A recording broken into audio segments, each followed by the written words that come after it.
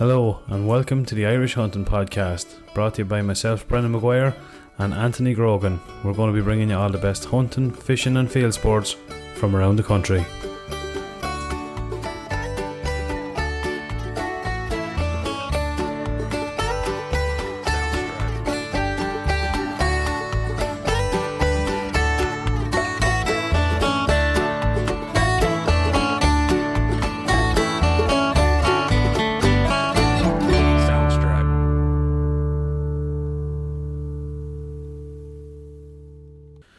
Okay, and welcome back to the Irish Hunting Podcast. On this week's episode number 24, we will be bringing you our interview with Dan Curley. Dan, as most people will know, is the Vice Chairman of the NARGC, and we spoke extensively about some plans for some possible upcoming changes to some legislation. We'll always also be bringing you some of the news from around the clubs, as well as what's going on in the industry in the local area. Hope you all enjoy. Anthony Grogan, how are you getting on, man? Good, man. How are you keeping, Bernie? Not too bad. That's some weather out there. Jesus, man. I was going to say it's weather for ducks, but from our end of it, that doesn't even matter. It doesn't even matter. I'll tell you, as a lad said to me the other day, you wouldn't put the mother-in-law out. Yeah. And that's bad. and that's saying something. It's horrible. Like, I know there's parts of the west getting like snow, but we're getting the mixed sleet, obviously. I know, but heavy rain. I know. I wouldn't mind. It's horrible. It's typical. All the boys in the west, they always reckon they get fucking nothing. Yeah. You get everything. You even get the snow. Fuck's sake. You got the wind, the hurricane, the rain, the snow. Exactly. Yeah. Get the 2 days of sunshine. Exactly. The rocks and the fields. You don't know how lucky you have it, huh? Honestly, God. What's been going on around the place? I suppose we'll start off, man. This was, I would like to say, a quick mention to probably a very, very, very good friend of the podcast. Yeah, absolutely. Mr. Christy Malloy, who I didn't realise is actually the chairman of his gun club, yeah. Longwood, in County Meath. Supplied us with 2 phenomenal bottles. This is the first we're going to be testing it. It is Killowen Small batch whiskey. It's unbelievable. It's what drew me to it straight away when I seen rum and raisin. Oh my God, it is gorgeous, isn't it? It's absolutely deep. It's rich. Mm-hmm. There's not enough words to describe it. No, honest to God, man, it's strong. Yeah, and like it's a dark coloured whiskey, obviously. Yes, you know, it's but the texture of it is like I don't know, like a very rich honey taste. I get off. Yeah, I get that. I get that rum all day, every day off it. It's just absolutely the last word. 55% volume. I knew when I took the first sip, I was like, whoa, yeah, nice little bit of a kick to that, but it's absolutely gorgeous. Oh, geez, and I tell you, it's going to be hard to. Do they come in 2-litre bottles, Christy? No? Honest to God, man. I know, honest to God. Where's the rest of it? No, geez, no. No, they're absolutely gorgeous. It is gorgeous stuff. So gorgeous. Balanced PX, sherry and dark rum finishes for a perfect flavour of the Caribbean with coconut and vanilla figs, prunes and raisins. All the good stuff. Yeah, absolutely. Yeah. Always liked rum and raisin, man. Always. Just one of my favourite combinations. And come here. Thanks, Christy. Look at it. He's a huge contributor, kind of off air. Gives us plenty of positive messages, and they're very much appreciated. And he's always there for helping hand, knowledgeable, and a good guy to have in the community in general. Absolutely, yeah. And all rounder, a some man to fish. Like, I didn't realise, he was showing me some of his catches. Unbelievable. And I tell you one thing, he's chairman of Longwood Gun Club there, and I tell you, fair play to him. He was an outsider coming in there. He must have been a nice fella. He must have been, because I tell you, a man with a Dublin accent going into Longwood there, and I'll tell you, fair play to him. Yeah, I think bad about going into it myself. So would I, lad. I'd be fucking in and over fairly quick. We're only joking just in case now, because we might be fishing there in the next couple of weeks. We might be joining the fishing club now. He's all the sound bunch. Come here, what's the crack? I suppose we start with... We'll start with the news. Some news. Yeah, do the kind of the local. There's a new slot we're going to do from now on. Probably just in terms of to keep. We probably, if we were professional about this, we'd have a little. Yeah. But we're not. We're here drinking whiskey.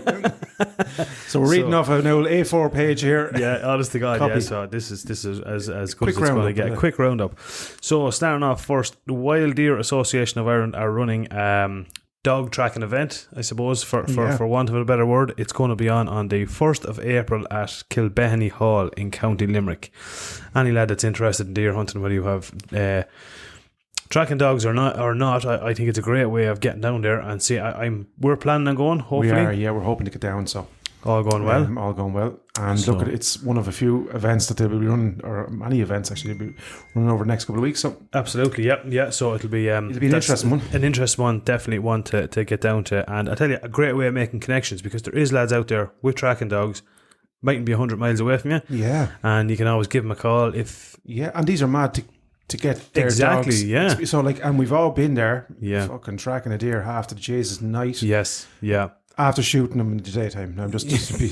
But, exactly, you know, especially coming to last light and, and your light's fading. Yeah, absolutely. So, I'm lucky mine always drop stone dead in the spot, but send me more whiskey, Christy. I don't know anything about that, but anyway, so definitely have a look at that. Head down to that if you want, and I'm sure it'll be enjoyable. And I say we will be there if we can at all.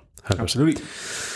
Okay, second thing is there was Waterways Ireland are, I suppose, proposing to put a €200, I suppose, licensing fee on any and all boats over 15 horsepower on the Shannon region. So this is news that we've been handed down. So I suppose watch this space. There's going to be. I think the guys. I'm on the Kildare Federation, and the guys are just asking, you know, that obviously there'll be public consultation. So we all pay always.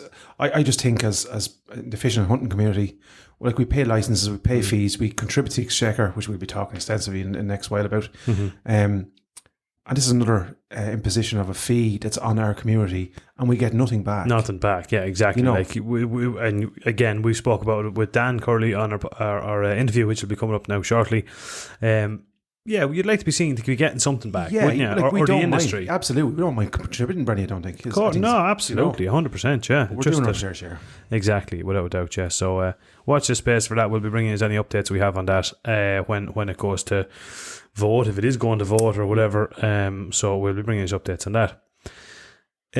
Another thing, the NARGC's duck nesting tubes. You've seen a lot of clubs getting behind this, putting them up. Some businesses getting behind it, but I think we have it official that is that the NARGC are going to.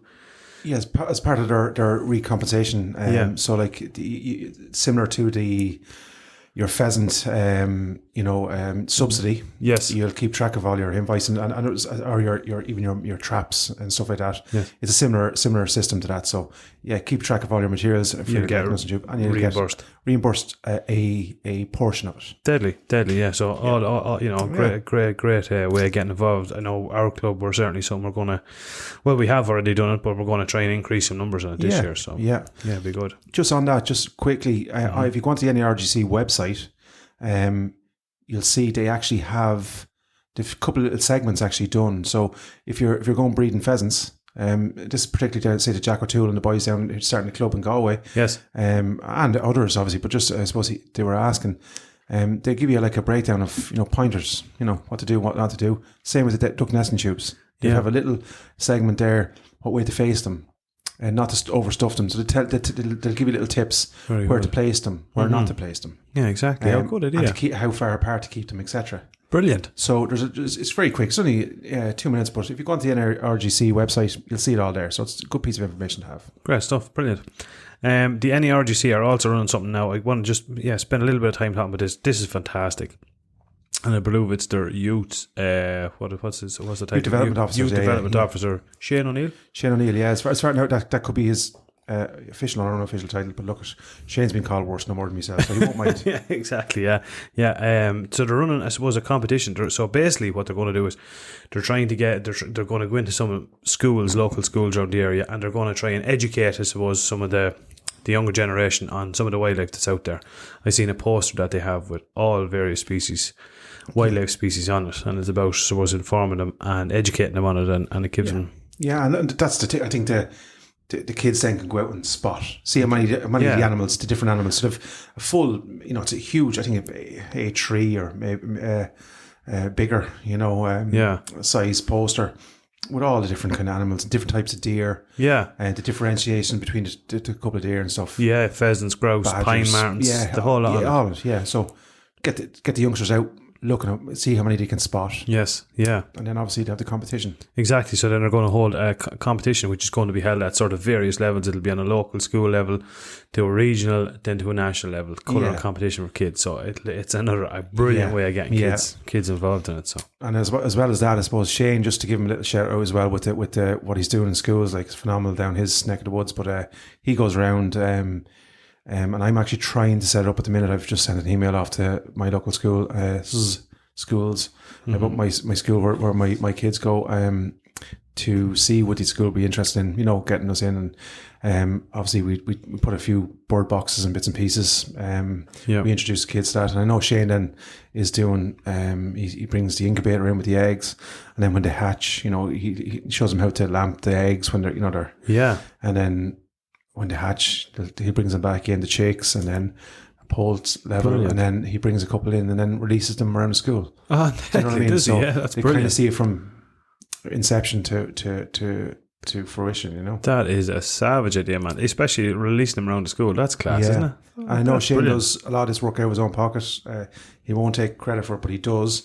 He brings in bee bombs and a few bird nesting boxes. Insect hotels where he makes like out logs and drills a heap of 6 and 10 mil and 8 mil holes in them, for an insect and has one on the so stuff like that. And I think that's we could the NARGC are calling it the kind of the carers of the countryside, which is what we are. Yes, absolutely. So that's what we are, the real carers. Not the people with balaclavas stopping horses, jumping a fence, and then hopping into their car and driving 300 miles to the next one. 100%. Eating the vegetarian. Exactly. I think, and it's like somebody's Facebook profiles that will get in contact with us. If you don't have a picture of you on it, I ain't taking you serious. So, and the same goes for any of these lads covering up their face and stuff. So, brilliant stuff. That's kind of a roundup of the news and what's going on in the area. Speaking of news, what's been going on in your club? Yeah, kind of. It's one of the mixed times, Bernie. Whereas little bit of a lull. So. I got all the keyrings delivered. I think I was sending from Seafin Leather for the club. So there's one for each member, and then we have a couple of local guys that give us a good dig out who are not in the club, but we got just as a token of appreciation. Mm-hmm. So a couple of them handed out, and really deadly thing to have. So well done, nice. And look, Ollie's for the work and fantastic. I know he sent us a bit of gear. But the quality of the work is brilliant. Yeah. It's a great little thing for the club. I think, every club in the country should have one of these. He'll engrave your club initials on the back of it. Deadly. Give you a keyring. And it's a nice little token for the guys to have. Deadly. What else is there? There's the hens were due to be collected this week, but because of bad weather, where they're being bred is under a bit of snow at the minute. So it'll be probably the middle to the end of next week, I think, is the prognosis now. And then I suppose I'm going to be putting it up later on the Gun Club page and the Irish Hunting Podcast page. So I showed it briefly to you the other night. I've kind of created for the club a hit list of conservation projects. I think there's 7 or 8 of them there in total. Barn owl project, pheasant project, plant a tree project. I want to try and get 1,000 trees planted. Brilliant. Locally. Brilliant. Native. Yeah. And be it 1 tree in a garden or 10 trees on a piece of land, we're treating it all the same. So we've some of the big companies, trying to get some of the big companies locally on board. And I'm delighted to be able to say that Joe Malin Motors are sponsoring one of our bigger projects in total. Rang me this morning. A big shout out to Anthony Malin. They're huge supporters of all things local anyway. But especially this project is quite kind of imperative. The barn owl is obviously under huge pressure. And what people may not know is that every barn owl is essentially an inbuilt rodent or vermin controller himself or herself. They'll eat up to 8 to 10 small to medium sized rodents and vermin every night. Brilliant. So you could put out your trap and catch 1 mouse every night. This bird will kill multiples of that. Yeah, and just on that as well, just a thing to mention as well. that's one of the downsides of people putting out poison. You know, it's killing the. Yeah. So I think there is an obvious switch then from the farmers' side. They start to recognise that this is well, obviously it's inexpensive. You put up a barn owl box, it's a once-off cost. Now the clubs are actually, our club is going to mount these, but they're all sponsored and by as I said, Joe Mann Motors. And we're going to try and get a good few of these up locally. Brilliant. In the region of 10 to 15 of them mounted throughout the clubland, and even on the periphery. So that'll hopefully encourage 10 to 12. You won't always get them the owl breeding in the box, but if they're not there, they can't use them. Yeah, so. Absolutely. Yeah. We done the same last year in our club. We put them up, and we reckon they're in it now, but it'll take a while. They won't move in overnight. Overnight, exactly. Yeah. So that's great. So that's a huge one. And we've Bord na Móna kindly donated a sum towards one of the projects as well, and that's going to go towards our hen project. So obviously we don't shoot hens in the club. So we're trying to get more and more hens locally with feeders kind of throughout the year. So that'll gratefully go towards that element. Totally. There's 2 or 3 others, and I won't mention them yet because they haven't replied to me yet. But I'm persistent. Yeah, good man. Fair play to you. Yeah, happy days. Oh, it goes a long way. Yeah, so look, I'll be putting up just if clubs want to follow suit, similar stuff. It's an easy to follow kind of. Email, you could be a sort of a generic email, if they want it or not, Yeah, happy days, man. Great stuff. Good work. Yeah, so that's probably the bulk of anything going on in yours. Well, this weekend actually, this weekend is our big worker bee on it, so we're getting everyone out there Saturday and Sunday, and we're going to try and hit it hard and try and get most of the little projects done. We are obviously everyone will know at this stage, Breeding have been a great sponsor to our club, Breeding Cement or Breeding Aggregates, what they're called, I suppose. And we're going to meet up with them. There's a couple of projects we want to kind of go this year, undertake this year, depending on funding and stuff like that as well. So we're going to meet up with them now in the next week or so and see if we can collaborate on a few bits and pieces and stuff like that, So it's all kind of go. It's all go, Yeah, and I think the way I suppose to give people, what would you say, ideas. I'm not saying, but this is the way I went about it. Obviously, a lot of the bigger companies have. They've carbon footprint, Yeah. Not always a good one, No. Especially in the aggregate industry, in the car industry, etc. So this is a very good way. And I'm not putting words in your mouth. You can read my email, but it's a good way for the larger scale companies to offset some of that carbon. Yeah, footprint. exactly. So in other words, collaborate. Yes, we are. We're involved in in heavy plant and machinery industry, but if we're offsetting some of that, and now people may call that greenwashing and stuff like that, but look, it's happening. It's happening anyway. And I'd be of the opinion if we can plant 1,000 trees locally, native trees with berries and blooms and stuff like that, that's 1,000 trees that would not be there, or 15 barn owl boxes that would not be in existence had. These guys kindly came on board, Yeah, absolutely. Yeah, exactly. We there's a couple of an area we wanted to sow in forestry, and like that, it's the same thing. Like that, these big companies, they'll be going ahead regardless. But and most of them, to be fair, I know certainly with breeding have been fantastic, very proactive. It's not as if we're going looking for fun and the handout the whole time. They're very, very proactive. They're trying to get involved and help out any way they can. So. It'll benefit both parties. It's not just for absolutely. It's a collaboration in the community, Yeah. They appreciate. I suppose they're what would you say? In a good way. They're based and working and not intruding, but they're in the middle of a community. Yes. So they're obviously active in that community in a business sense. And a lot of companies want to, I suppose, give back a little bit and thank the locals and etc. for being accommodating to them. And you know what I mean? Absolutely, 100%. Yeah, definitely. Yeah. I was saying, we mentioned in our meeting before, we're going to try and the same story, get into the local school, and we want to do something similar, you know, bring in and try and educate some of the kids that's in there and stuff, you know. Yeah, get kind of back rooted to where we are. Yeah. Second only to the GAA, the local exactly. You know? Without a doubt. Yeah, you have to engrave that in your head and remember that, you know. Yeah, we're not just. Come here to me. I'm just looking around, man. Fair play to you. The studio is savage. We're after rearranging our little studio here. And, well, Brenny did. I'm sitting here drinking fucking whiskey. Brenny did, and that's not too bad, man. She's taking shape. Deadly. It's deadly. She's taking shape. When I have a load more shelves to put up and a few more bits and pieces, so it'll be our own little. What would you say? Our own little man cave. Man cave, man. Exactly right. Yeah, exactly. But more than accommodating to female hunters. Yeah, exactly. We can't call them man cave anymore. That's to be, no. What is it? Gender neutral. Day cave. Day cave. Yeah. Can somebody say night cave? A bat cave. They. Oh man, I've seen that. You know, your man, the Sam Smith fella. Did you see that? He called it a fisher them. Did you see that? Oh Jesus, man. Oh man, I'd invite Sam Smith now to come out in the middle of a fucking lock there and call somebody a fisher them. He better hope that suit's inflatable. Oh man, I just you can see a big black mushroom coming across looking like Derek.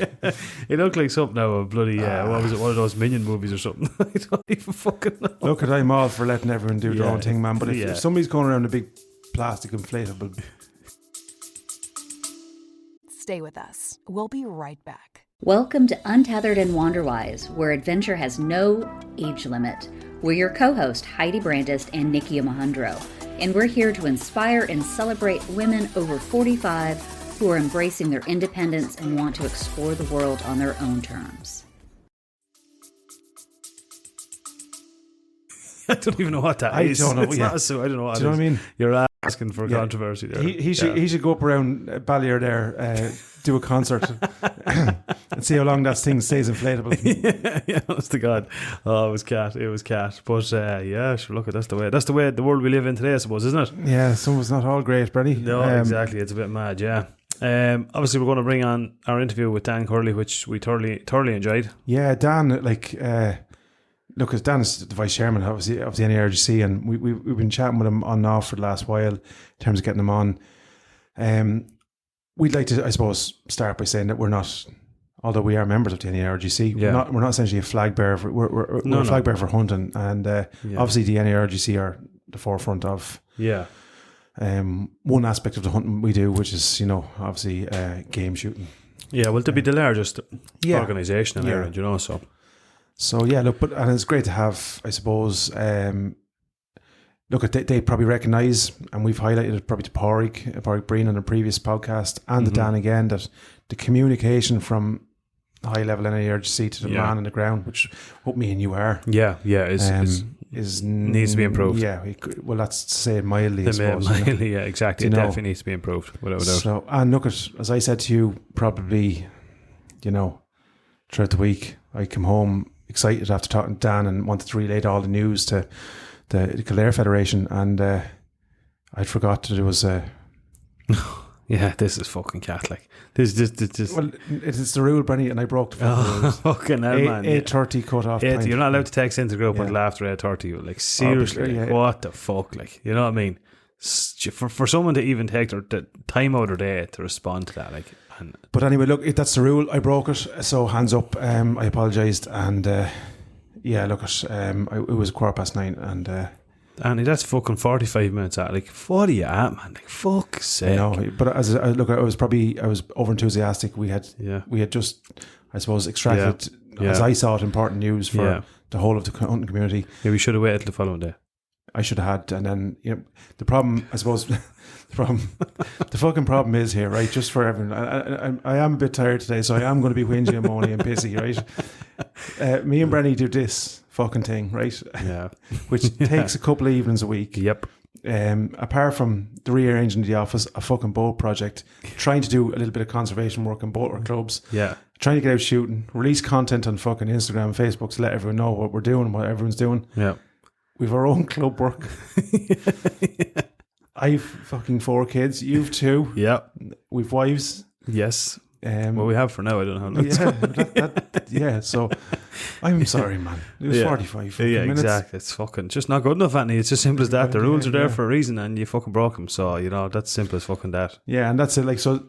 Anyway, to put long story short, I suppose the that breakdown from top level to the bottom level, we can, I suppose, bridge that gap through all the associations. And yes. I suppose what we found out during the interview, which will become apparent now when we play it, is that there is, I suppose, there is consultation there. There's ongoing up and down communication. It's just to try and we hopefully can bridge that gap from there to the guys in the ground. Yeah, absolutely, 100%. Yeah, and I suppose just a little bit. I suppose just to delve a little bit deeper on that, when we're going to talk extensively in a minute about this changes to legislation and this firearms expertise group, was it, that was set up, or whatever it was called. So they set up this group for people that are only tuning in, that are only listening now. So they set up this group, was it last year? No, it was actually December 21. Yes, yeah, it was 2021, September 21. September 2021. So the minister at the time, I can't remember which one it was. Mr. Brown, I think it was. Decided, I think it was following on, if I'm not mistaken, from a shooting that happened down in Cork or Kerry or something. Decided, look, we need to revisit some of our firearm laws. Yeah. So a way of doing that is he collaborated this group of people to look in and investigate and change what needed to be changed and look over stuff. He first announced it on the media, so he didn't even... Yeah, exactly. He first announced it. I don't know if anyone got a real chance for a crack at the whip, as the fellow says. Yeah. So the problem we have with that is, the overwhelming majority of people that this will affect have no representation of this. Yeah. We don't have anyone from any NARGCs or wild ears or so on and so forth at this on this table of people. So there's an issue there straight away. Yeah, you have a guard, a solicitor, I mean a member of the Department of Justice, which are all you need them. Fair enough, 100%. I would probably suggest that the guard would need to have some firearms experience. I would imagine. Absolutely, yeah. But I don't know. Oh no, well I don't know if they have, but they should have. Like if they're going to be in that position, The Department of Justice, again, probably not necessary, but would be preferable. Know the legislation too, I suppose. Yeah. The solicitor obviously is solicitor because that's necessary. Yes, but that leaves 2. And as far as I'm aware, and we're aware, the 2 remaining members are both ex-firearms dealers. They either are or were firearms dealers. Yeah. And not at a... No, probably. No disrespect to the lads. No disrespect. Not one of the bigger. No, 100%. And equally, I'm not saying that obviously they shouldn't be there, but definitely the likes of Dan Curley or someone in that from that sort of background should be there to relay, if nothing else, absolutely the information to everyone that's basically it's going to affect. Like, but I suppose FURG, FURG is set up. The Firearms Alliance. Which essentially is an alliance of all the major groups. Yeah, or some of 13, I think. In total. Yeah. But somebody should have been elected from that panel up to it. So now basically FURG's job, which is like, just as an example, you have NARGC, Country Sports Ireland, Wild Deer Association of Ireland, Irish Deer Association, Irish Pistol and Rifle Clubs, Precision Rifles Ireland, Clay Pigeon. All these groups collectively have nominated members, and they are part of this what's called the FURG. But the problem is, the FURG now is facing an uphill battle. To try and get on the panel. And discuss changes. And at the minute, they're not really. I don't think they're really getting anywhere. They've sent letters to the minister, and it's been widely. Yeah, and we posted some of the replies there. So they have. It's not wonderful. No, I suppose. The whole point of the thing is there's in excess of 150,000 licensed firearm holders in Ireland. It would be nice to think that there's a representation, a one man or woman representative on a 5-man panel. Yes, considering that this is about them. Yes, absolutely. And then going back to what we said earlier on, and again, we're not flag bearers for the NARGC. I just purposely use the NARGC as an example because they are the largest organisation in Ireland. So they're, second largest, you could say, amateur organisation, only second to the GAA. Yeah. What does every town or village in Ireland have? A GAA club and a gun club. Yeah. So we're talking about a massive portion of the population here that's completely unrepresented. Yeah. On this panel, you know. And all we're looking for is just a fair crack of the whip. You can't get a fair crack of the whip. Crack of the whip, yes. If you don't have somebody there that can represent you, or can at least highlight the issues that we face. Now we're trying to make inroads. We've contacted a member of An Garda Síochána from the Phoenix Park, and she's kindly gave me a little bit of her time, and we're hoping to have a little bit more news on that. So we're trying to make inroads in terms of getting somebody on the podcast that'll give us, I suppose, shine a bit of a light on some of the legislation issues that we're having. Yeah. But look, we'll let Dan, I suppose. Yeah, we'll bring on Dan, and he's going to enjoy this. We went on for about an hour and a half or an hour and 20 minutes on it, but there's some great stuff. And one thing I took from it, Dan is a lad like me, you, or anyone else that's out there. He loves his hunting, he loves his fishing, or he loves his field sports. Very, very down there, very approachable, and shares the same values that we all absolutely share, you know? So look at enjoy it, guys. Enjoy it. This is Dan Curley from the NARGC. Dan Curley, welcome along to the Irish Hunting Podcast. Thanks very much for coming on. Thanks very much for having me. I'm glad to get on your program or get on your podcast and to reach more people and try to get our message out there to all the different hunting. You're very welcome, Dan. All over we can be, yeah. Right, Dan, we'll kick it off. Tell us a bit about yourself. When did you start hunting, and how did you come to become the vice chairman now of the NARGC? Is that's your official title as we speak? Yeah, that's correct. Yeah. Funny enough, we had an AGM at the weekend, and I'm still vice chairman. It was on down in Sligo at the weekend. A very good meeting, and obviously the governing body are from all over the country, all the various, and it was an excellent meeting, and some very good resolutions passed out of it, including one in relation to duck tubes that will help to finance duck tubes around the country up to 14,000. So it's just one of the things that came out of it. But going back to your original question, I suppose I'm at hunting and shooting all my life. I started off, I got my first gun when I was 16, a shotgun. I would have been hunting, or would have been helping out the local gun club for maybe 5 years before that, beating out cover for foxes and that kind of stuff. And I've been involved ever since, probably 45 years now, so I'm basically a rough shooter, my shotgun and my dogs, and just go out in the local gun club. That's my core activity, really. I'm not involved in deer hunting or that, but I've been at it all my life. I obviously love the sport, love the dogs and all that goes with it, so that's about me. The aspect of it, Dan, as well, yeah. Dan, I suppose your association then with the NARGC, how did you start with the NARGC, and how did you, I suppose, progress? Yeah. Well, I suppose it although I'm from Roscommon, I live in Monaghan since 1980, so I'm not quite sure when, but it's about 28 years ago I became secretary in Monaghan Regional Game Council. I would have been going to meetings before that for a number of years, representing my local club, which is Anna McCarrick Club in County Monaghan. And I don't know how I got the job as secretary, but I did, and I'm still there for I think it's something like 27 or 8 years later. So I suppose then you're obviously involved with the NARGC from County Monaghan, and I have been, but it's only maybe in the last 10 years I really started going to meetings in the NARGC and maybe become involved more centrally and nationally.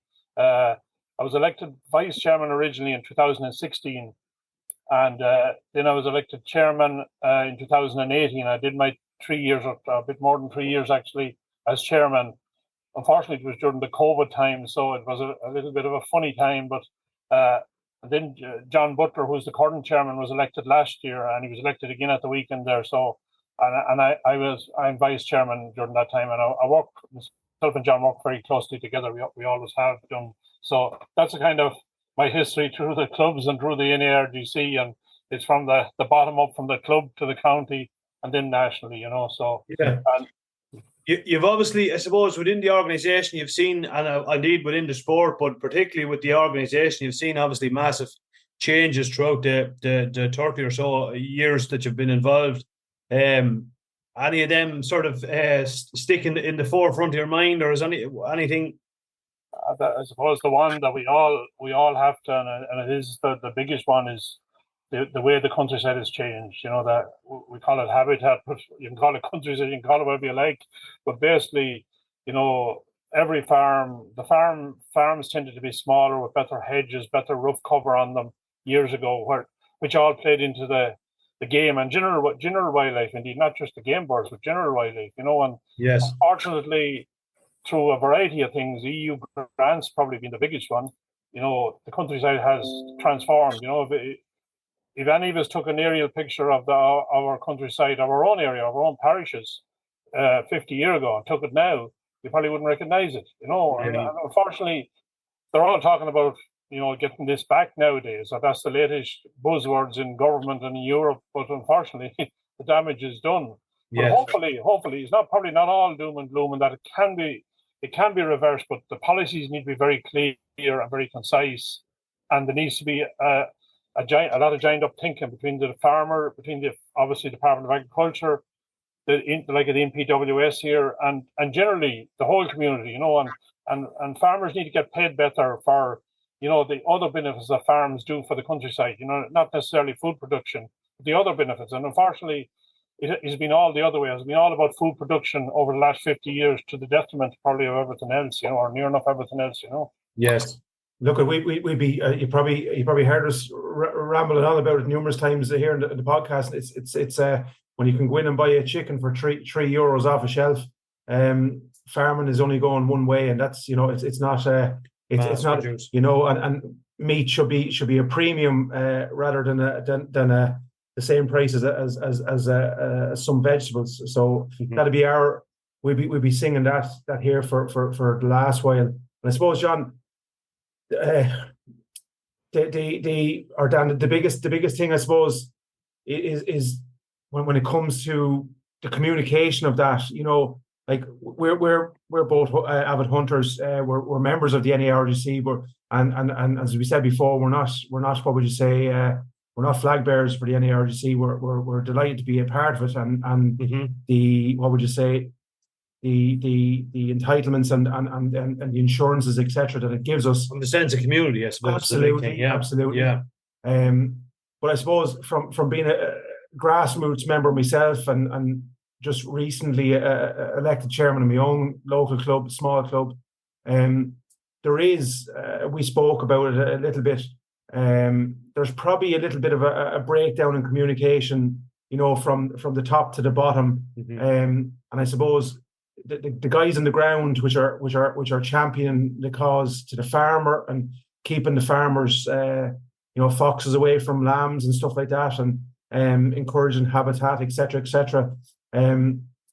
What can we do collectively, in your opinion, to reinforce that the what would you say, the breakdown in communication, basically, I suppose. Yeah, indeed. We have recognised this as a problem a number of years ago, and it's basically communication, or trying to get communication out there, you know. And while the traditional way was that we give it to the regional game councils, they give it to the clubs, and they give it to their members, but it doesn't always work as well as that sounds, if you know what I mean. Yeah. And, we have recognised this for some time. We did set up a website there back. It's going about 4 or 5 years now, and we have we're trying to get all our members signed up onto the website, which I think we have about 23 or 2,500 at the minute, but we obviously have 25,000 though. But that's one of the ways that we send out newsletters every month to try and keep there is good interaction. It is working well, but it's only 10% of our membership at the end of the day. Now we are hoping that there'll be 1 or 2 in every club or whatever, and that they will, you know, that they'll get around. We have obviously a lot of clubs use things like WhatsApps and the more modern type of, which are very good, and everyone has the machine in their pocket, their phone, obviously, to look at it. But it's about engaging with fellas, trying to get fellas up to speed. It's not easy in that we have probably a fairly, some of our members are quite more than myself, moving on a bit in the years, and maybe they're not as good with phones or with some of the communication techniques as maybe other people are, but it is a huge challenge, and we do need it. We do need to, every man and woman in our organization needs to know what's going on, because communication has always been recognized as one of the lifebloods of any of anything, in fact, but particularly organizations. If people need to know what's going on, and particularly if there's something where you need to tell them what's going on, the way they can go to their politician or go to whatever, to complain about it or try to get it changed. So it is a huge challenge. We're trying. Obviously, our Facebook page is quite active the last couple of years there, and our PRO Keith Thorne has done some great work on that. But again, a lot of older members are not on Facebook. I think we have 8,000 or 9,000 followers almost continually, but unfortunately, they're probably the younger generation, and it's about getting through. But I think the message needs to go out that even if a couple of people are getting it in the club, that they try to pass it around, on their WhatsApp or whatever. It is a huge job to do. Yeah, it needs to be done, and needs to be done badly. I think one of the areas, and I've thought about this on numerous occasions, and I think one of the areas, and it's just a pity where our industry, I suppose, or sport suffers, is if you compare it to the likes of the GAA or the FAI or someone along the lines of that. Well, for the most part of the year, they will have a training. Say any local club, they will train twice a week, so they'll be getting together there twice a week, and then the other members, will be probably a game on the weekends, and they'll all get together there. Whereas ours seems to be kind of, even in the height of the shooting season, you'll never really have a day we'll have all members out on the club together, So it's the amount of communication, even within clubs, from one end of the year to the other, is minimal. And I suppose if there was a kind of a platform that or a way that lads could kind of get together maybe more often and talk more, you get more interaction. And as we always said, and probably the main reason we started this podcast was a way of trying to unite lads. We of all aspects of the sport was a way of just bringing lads together, keeping them in the loop what's going on, and as regards, which we're going to speak about now in a minute, when it comes to anyone trying to make changes, good, bad, or indifferent, strength in numbers is the biggest thing, I suppose. It is, yeah, and you are right. It's kind of a lot of our activity is individualism, or with a friend or two, rather than, as you say, if you're all heading to a match, you're all meeting up with everyone. It is a little bit individual, but I think there is a job of work there with clubs too, that they do things like game nights, to have some activities that try to bring everyone there, as far as you can. And as you rightly say, you'll never get everyone there, but if you got most of them there. Yeah. And I suppose our big thing is our work on our liaison with farmers, and the rural community generally, but farmers particularly. That a lot of clubs used to hold a game night, or maybe then have a special draw for the farmers. And it mightn't be a big amount of money. Maybe some of them might be much more than a bottle of whiskey or a bottle of something, or a couple of, or a voucher or something. But it is very important to keep that link with the farmers, and keep that. And then obviously, if the farmers have a problem with their vermin or with the some issue on the farm, that they know, yes, I'll ring Anthony or I'll ring whoever it is. I know that fella's in the club. I'll give him a buzz here. He'll come down, maybe, crows coming into the sheds, maybe contaminating their feedlots or whatever it is. The grey crows attacking their lambs, or that. And that bond, or that interchange between farmers and us, has to be maintained. It has to be enhanced at every opportunity, because one of us depend on the other, and vice versa. And we have to live together, and we have to cooperate and make it work together. For both organizations. I think as well, Dan, aside from, we chat with Pádraig Breen, obviously, a couple of months back, and a couple of things that we would have suggested. The bag count, I think it's a fantastic idea, because it's a counter to the anti-groups, so we can record data, and we need that data to fight the impending, what would you say, lashback or backlash from anti-hunting groups, of which there's a few kind of organised now.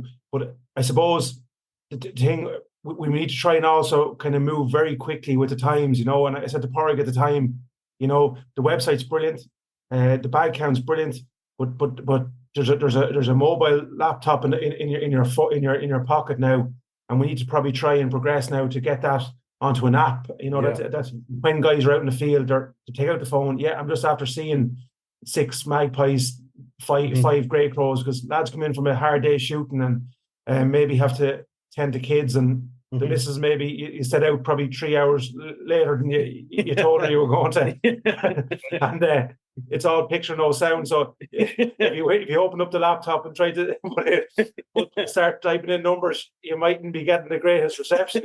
Exactly. So, I know we are trying to advance all them things, and the website does work perfectly on your phone, by the way. But obviously, it is organized that it does work perfectly on all types of phones. But smaller screen, and we're all not so good at it. I realize it's a lot easier to do it on the big screen, obviously, but it does work perfectly on it. And we are looking maybe to go into the app.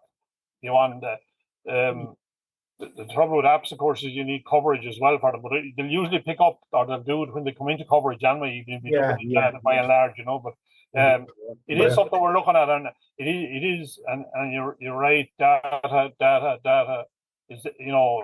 Data is, that is what will make us or break us at the end of the day, And funny enough, we have the data, and a lot of the times the official data is wrong or not, not full right. I'll put it that way anyway, and that we need to correct it at every corner, and the only way of doing that is have some methodology and be recording it, or have some system that's consistent from year to year that will show any trend that if the trend is changing, whichever way it's changing, Yes.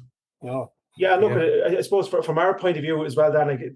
Look, we're going to be chatting to a member of the Deer Association in the next couple of weeks. Yes. So we're hoping that by we're definitely not a flag bearer for any one organisation, but what we are a flag bearer for is hunting, and fishing and country sports in general. And I suppose what we need to probably do collectively now, which will bring us probably on to what we're going to talk about, is we need to be championing all the things that we're doing. Like I know in Brennan's club and my club, we're doing huge conservation drives. There's some local businesses getting behind us. Some very well. We've Board and Ramona on board there. Just one of the small projects we're doing a couple of owl boxes now, nesting boxes and stuff. So like our season, as you know, is probably very small, but the conservation work is massive. We do far more conservation than we do hunting. Absolutely, yeah. And I say again, I was just mentioned this to Anthony. We kind of had our AGM here just after Christmas, and one of the big things we kind of said to ourselves was, well, how do we include the local community a little bit more?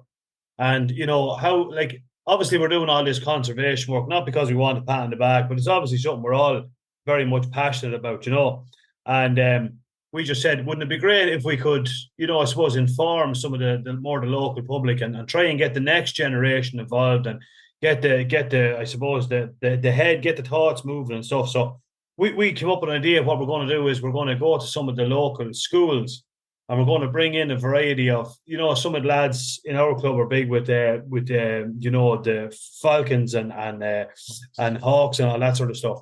And we're also going to kind of bring in a couple of little bits and pieces, a bit of information about what it takes to run a club like that, to keep conservation going. We've done a lot with owl boxes and bat boxes and kestrel boxes and so on and so forth. So it'll just be a great way of going in, having a chat with the kids and just kind of, telling them, what to be looking out for. If they're out for their walk, it gets them interested in the wildlife. They're not head buried in the phones, and maybe set out a couple of little tasks for them to try and spot maybe, a grey crow, see if they can get a fox. And, just do that. And of course, if they can do that, then they go back to the parents. And then you build a bit of a community, you build a bit of a community around your club. And the local community don't see it as what, unfortunately, a lot of them have seen it for a lot of years. It's just a bunch of men going out and shooting the hell out of the countryside, when obviously that couldn't be further more from the truth. And I think if you get the community back and, it's you're halfway there, Yeah, very much so. And you're talking about conservation there. I know a statistic was put out a few years ago, and I think it was fairly well researched, that we would probably spend 80% of our time on conservation and 20% of our time on actually shooting. You know, that's the kind of a mix. You know, conservation goes on the whole year round. You know, and in relation to the youth, we have some programs. You know, we have a youth course for youth. You know, for particularly very young hunters called. You know, and we also there very recently have produced an A2 size montage of all the animals in the wild. So if you actually contact the youth development officer, he'll send out a plan. The first schools that are deliberately made to go into schools, you know, there's about 20 pictures on of all the animals you're likely to see in the countryside.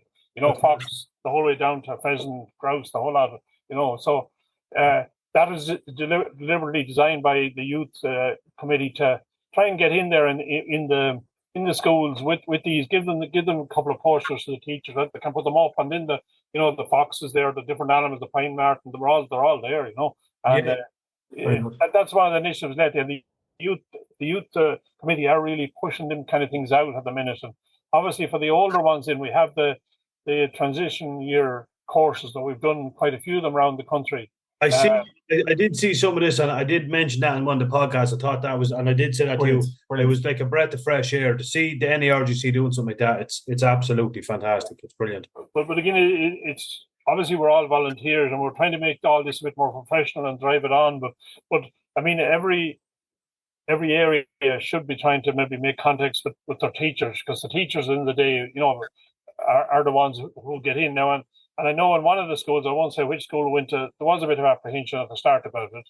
Mm-hmm. But again, the second day came, the principal was out there actually clapping the boys on the back and saying, and putting the young lads on the bus to go away for the next one. You know, he really, there was a ferocious, very, very good feedback from it, I have to say, you know, and that's the way to go. And obviously, some of them might never join us, but at least they got an experience of what it's about. They did the proficiency, they went down to a range and did the shooting end of it and all that, you know, and it was half and half roughly girls and boys, you know, a typical transition year class. And, you know, the very reaction, I know in one of them, I think 5 of them already had joined the NARGC afterwards. Now, whether they want to join anyway or not, I'm not sure. But, you know, it gives people maybe that never saw a gun or never, you know, a chance to go and have a few shots. They're with all their fellas and girls the same age, so it's a great experience, you know. And, and again, it's great because again, it's one of those things. Me and Anthony, I suppose, are both lucky enough. Both our fathers would have introduced us to kind of hunting and stuff, but for someone that maybe doesn't have that, it'd be a bit more tricky for them to get into the sport. Whereas if you know, the likes of what you are doing is great, because now they have an organisation they can turn to, you know, and ask for a bit of help and advice and stuff, you know. I suppose as well as that, Bren, I think we mentioned it before. We're the second biggest organisation in every community, second to the GAA. I think, you know, club wise, you know, and I think we should be singing that from the rooftops, you know, like we're the second, and we contribute no more than, you know, your club and my club. We give a few bob to, albeit it's not a whole pile, you know what I'm saying, but it's we do fundraisers and bits and pieces every year for deserving charities in the locality, and old folks or first responders, or absolutely, you know, and these are things I suppose we're trying to be better at. Hopefully, the social media aspect, and keep if everyone keeps sharing it and singing it from the rooftops, because make no mistake, on the other side, for every, you know, fox that's shot or something, there's a picture put up and plastered everywhere of, you know, poor fox, you know, all that kind of stuff. So we have to try and counteract that and be informative. We're not. Me and Brendan both said we're not here to hide what we do. No. But we're here to try and, I suppose, educate. Yeah, mm-hmm. We've met numerous people now through the podcast who've come to us and said, I hadn't a clue what you guys did. Yeah. And we're like our local club, I think 1976, I think is our club. I don't know how long yours is. Yeah, we're 2007. Yeah. So like they're being established in the community that long, and still people didn't know. No, just thought you went out and shot pheasants. You know, that was the height of it. That was the unfortunate of it. And I think that's definitely one of the big benefits, I suppose, of social media in one way anyway, is to inform and educate, you know. That's probably been one of our failings as shooting people. We tended to go away and do our sport and not engage enough with people, or not as you rightly point out, a lot of clubs do charity work, for their local charities and different bits, and engage with a lot of stuff, but they never look for the photograph or the credit for it. They'll just hand it over maybe in the local pub, and there might be, whatever couple of photographs might be taken, but they'll never hit the media, the local paper, even or any paper, and it's a lot. We probably don't appreciate what we're doing in a lot of ways. You know what I mean? We don't, while we're doing it, we don't fully, and no one wants credit for it, but we don't fully get the credit for it, if you know what I mean. And there's one thing, and because I've been meaning to say this several times, and I've never actually said this to you, right? There's one little bane, one thing that really bugs me, and I've always questioned it. One of the local papers here, right? In every single issue that comes out, there'll always be one page dedicated to fishing. There's all these, pictures, and great, like we both fish, it's great, But, I've often sent in pictures, out, say the 1st November of the club and stuff like that, and they do not want to know anything about it. No, they just don't want to know anything because they just have this thing in their head. If it's, there's a disconnect now, I think, between, between, like, there's even in the farming community, I think they're like we're in consultation with a local meat company at the minute, and even though they're doing the very same, and we're doing only a larger scale, they don't want to be directly connected with a gun club, to be seen to be shooting an animal, so there's almost a disconnect now is where your food comes from. And that's probably, I suppose, where the education and the schools and the community aspect, we need to get back in there and do it hard and fast, I think, is the way to do this, and reestablish ourselves as pillars of, like, it probably goes back, I was just going to say it there, Bren, we don't want the pat in the back, it was that kind of Irish thing. Sure, why would you want to be taking a picture? So we hand it over to a few bob. We don't want to clap on the back. But unfortunately, if you don't get it, you're not recognised for it. Exactly. It's a kind of a double-edged sword, isn't it? Yeah, no, 100%. And unfortunately, that's the way life has gone, particularly, and there is, as you rightly said, there's lots of good work done. And I can remember when the 1st of November will be on at RT News, and in the evening they'll be showing a picture of it. The evening news or beyond the Independent. I don't know when I've seen a picture on anything media. Yeah, a long time. So there has been a swing against us in that regard as well. But we're probably partly to blame for maybe that we didn't push ourselves out enough down the years and show the other stuff we're doing, because a lot of practically all the good conservation projects in the country have been done by gun clubs. Yeah, absolutely. And getting very. I recall one. I think it was RT doing a program in Ballydangan, the Grouseburg, which they're doing excellent work there. And yes. You'd have thought the way the RT interviewer reacted was the seventh wonder of the world that a gun club was involved in it. The way she kind of, was it a gun club, or the reaction of it. You think it was the seventh wonder of the world, And She looked around. If she looked around at all the good projects, they're all being done by gun clubs practically. And at a fraction of the cost most times of what's being poured into some of the other things is not working. Exactly. As we've said before, and we're going to move on, but as we've said before, we've often heard of people, ringing into radio stations and stuff and saying, "Oh God, it's disgraceful, these gun clubs and this, and there's a lovely, beautiful pheasant walks up and down my road there, and oh Jenny, I'd be, if a gun club would they just go in there and shoot them." But they don't stop to think for a second that, well, if it wasn't for that gun club, you wouldn't be seeing any pheasants probably ever anywhere.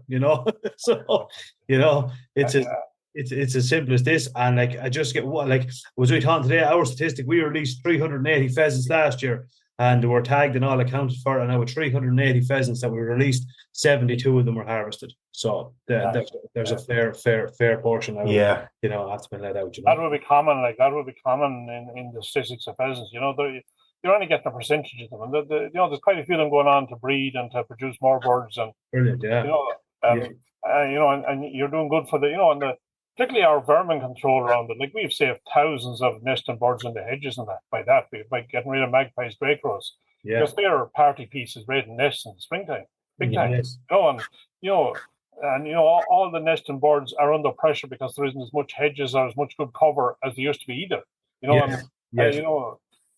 I'm not sure what some of these NGOs are at, but I'd say some of the nesting birds there's no proper counts being done on them either as to how badly they're faring or where they're going, and I'd imagine some of them are not going that well, but it's, the conservation work and the getting out there and getting rid of the predators, because don't forget the magpie and a grey crow are as good a predators at raiding nests as there is anywhere.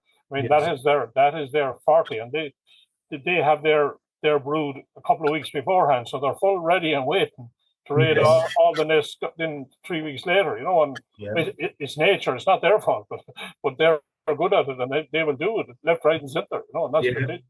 It's about creating a balance, I suppose, isn't it? It's the balance, yeah. The balance is wrong at the minute. The predators are doing exceptionally well because they can adapt to any situation.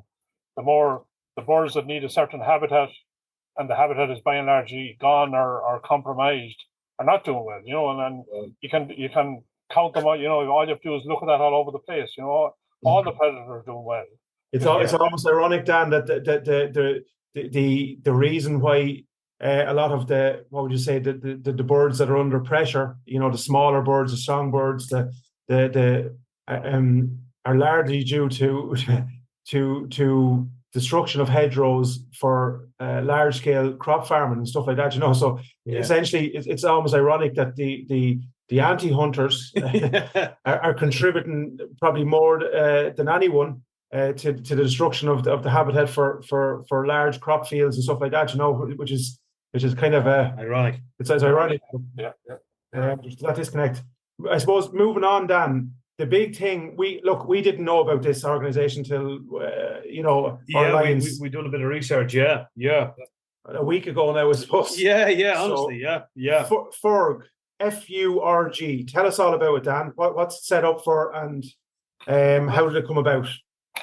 Well, I suppose it's a short version for Firearms User Representative Group. So obviously, first of all, it's a loose group. It's not a huge governance around it or anything. In or about this time last year, the Minister for State in the Department of Justice, James Brown, set up this Firearms Expert Committee, as he calls it.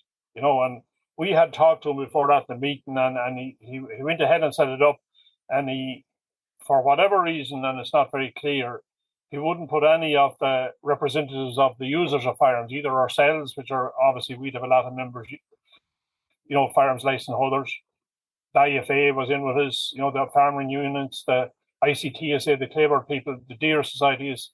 He wouldn't put any of us on it, but he picked two people on it himself, and a chairperson, a solicitor from Cork. Now, why he picked it that way is only he knows. But obviously, there's a serious deficit of representation for the ordinary man, the ordinary shooting man, or the ordinary license holder in the country. And we flagged that to him early on in this from the start. We said there was no reason for doing the way he did it, that it wasn't. Obviously, this committee came about as Micheál Martin, the Taoiseach at the time, said there was a shooting down in Kerry and Cork. And he said something, the firearms needs to be looked at, or one of these throwaway phrases politicians use.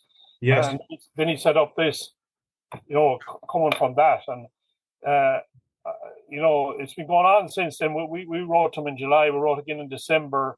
As a consequence of it, then we obviously, around this time last year, when this was set up, we saw, well, I suppose we're honest, we saw huge problems coming down the road.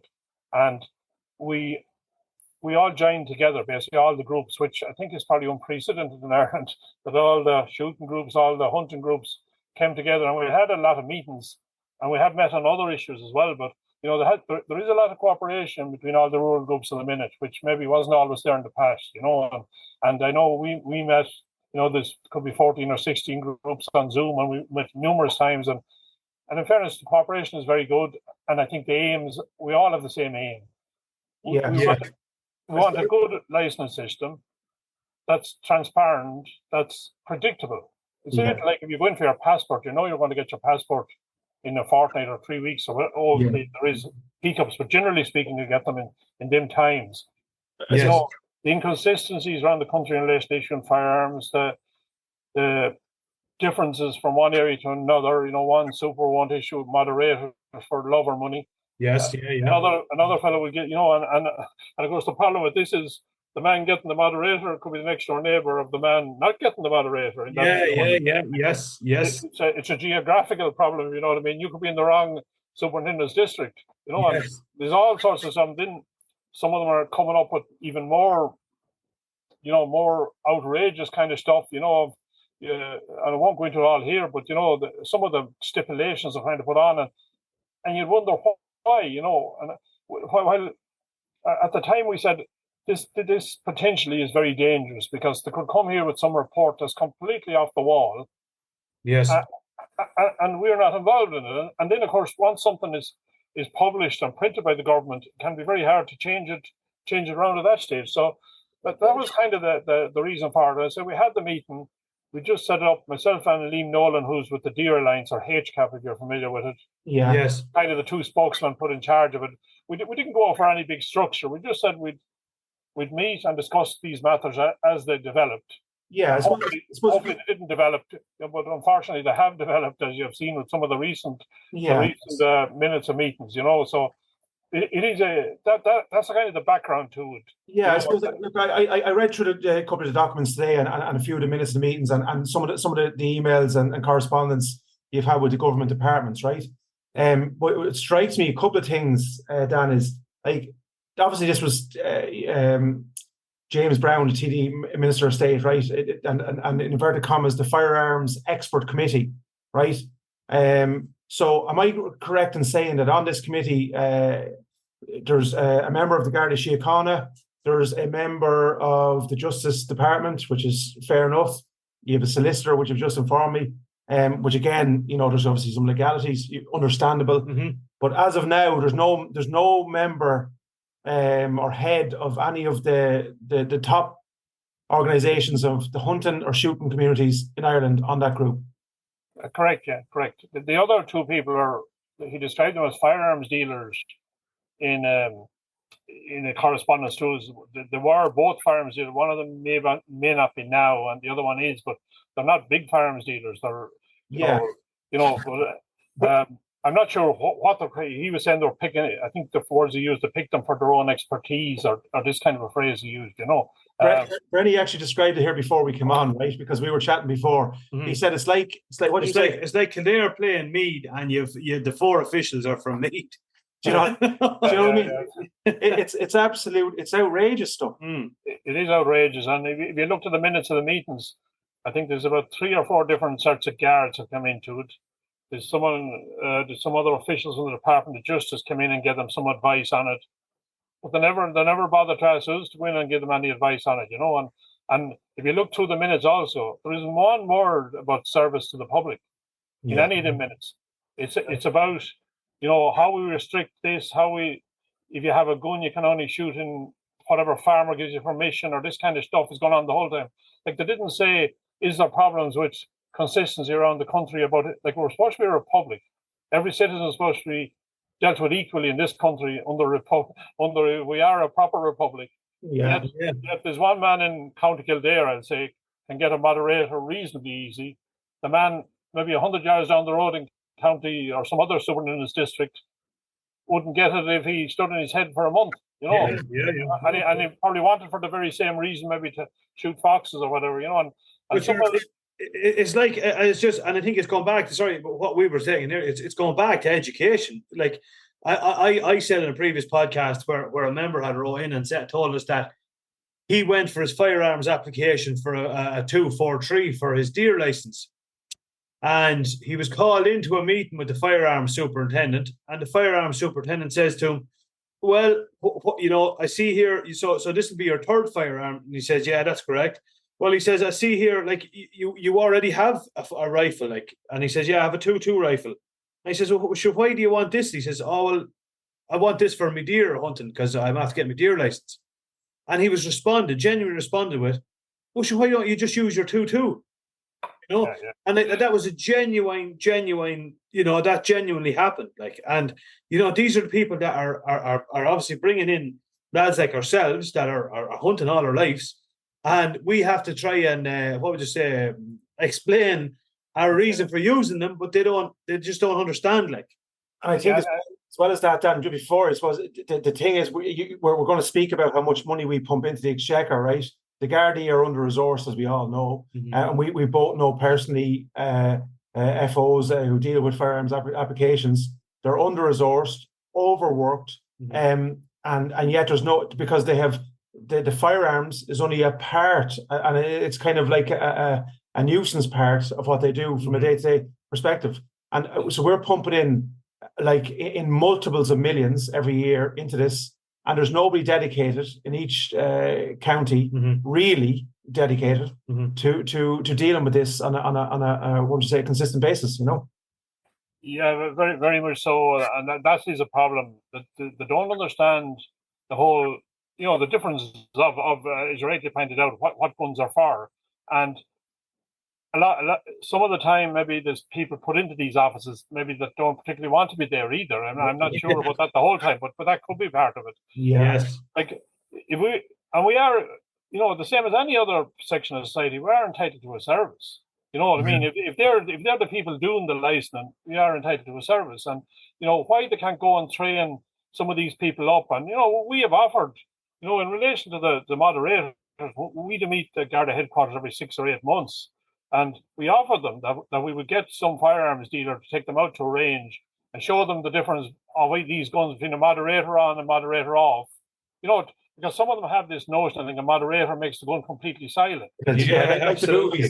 The bigger guns, you know. And you know, we said, right, you go out there and your man will explain the whole lot. He'll explain all the guns to you and fire moderator, no moderator. And let them see that, you know, then they can go back and make better decisions. But then we've offered them that about 3 or 4 times at this stage, and I've never taken it up yet.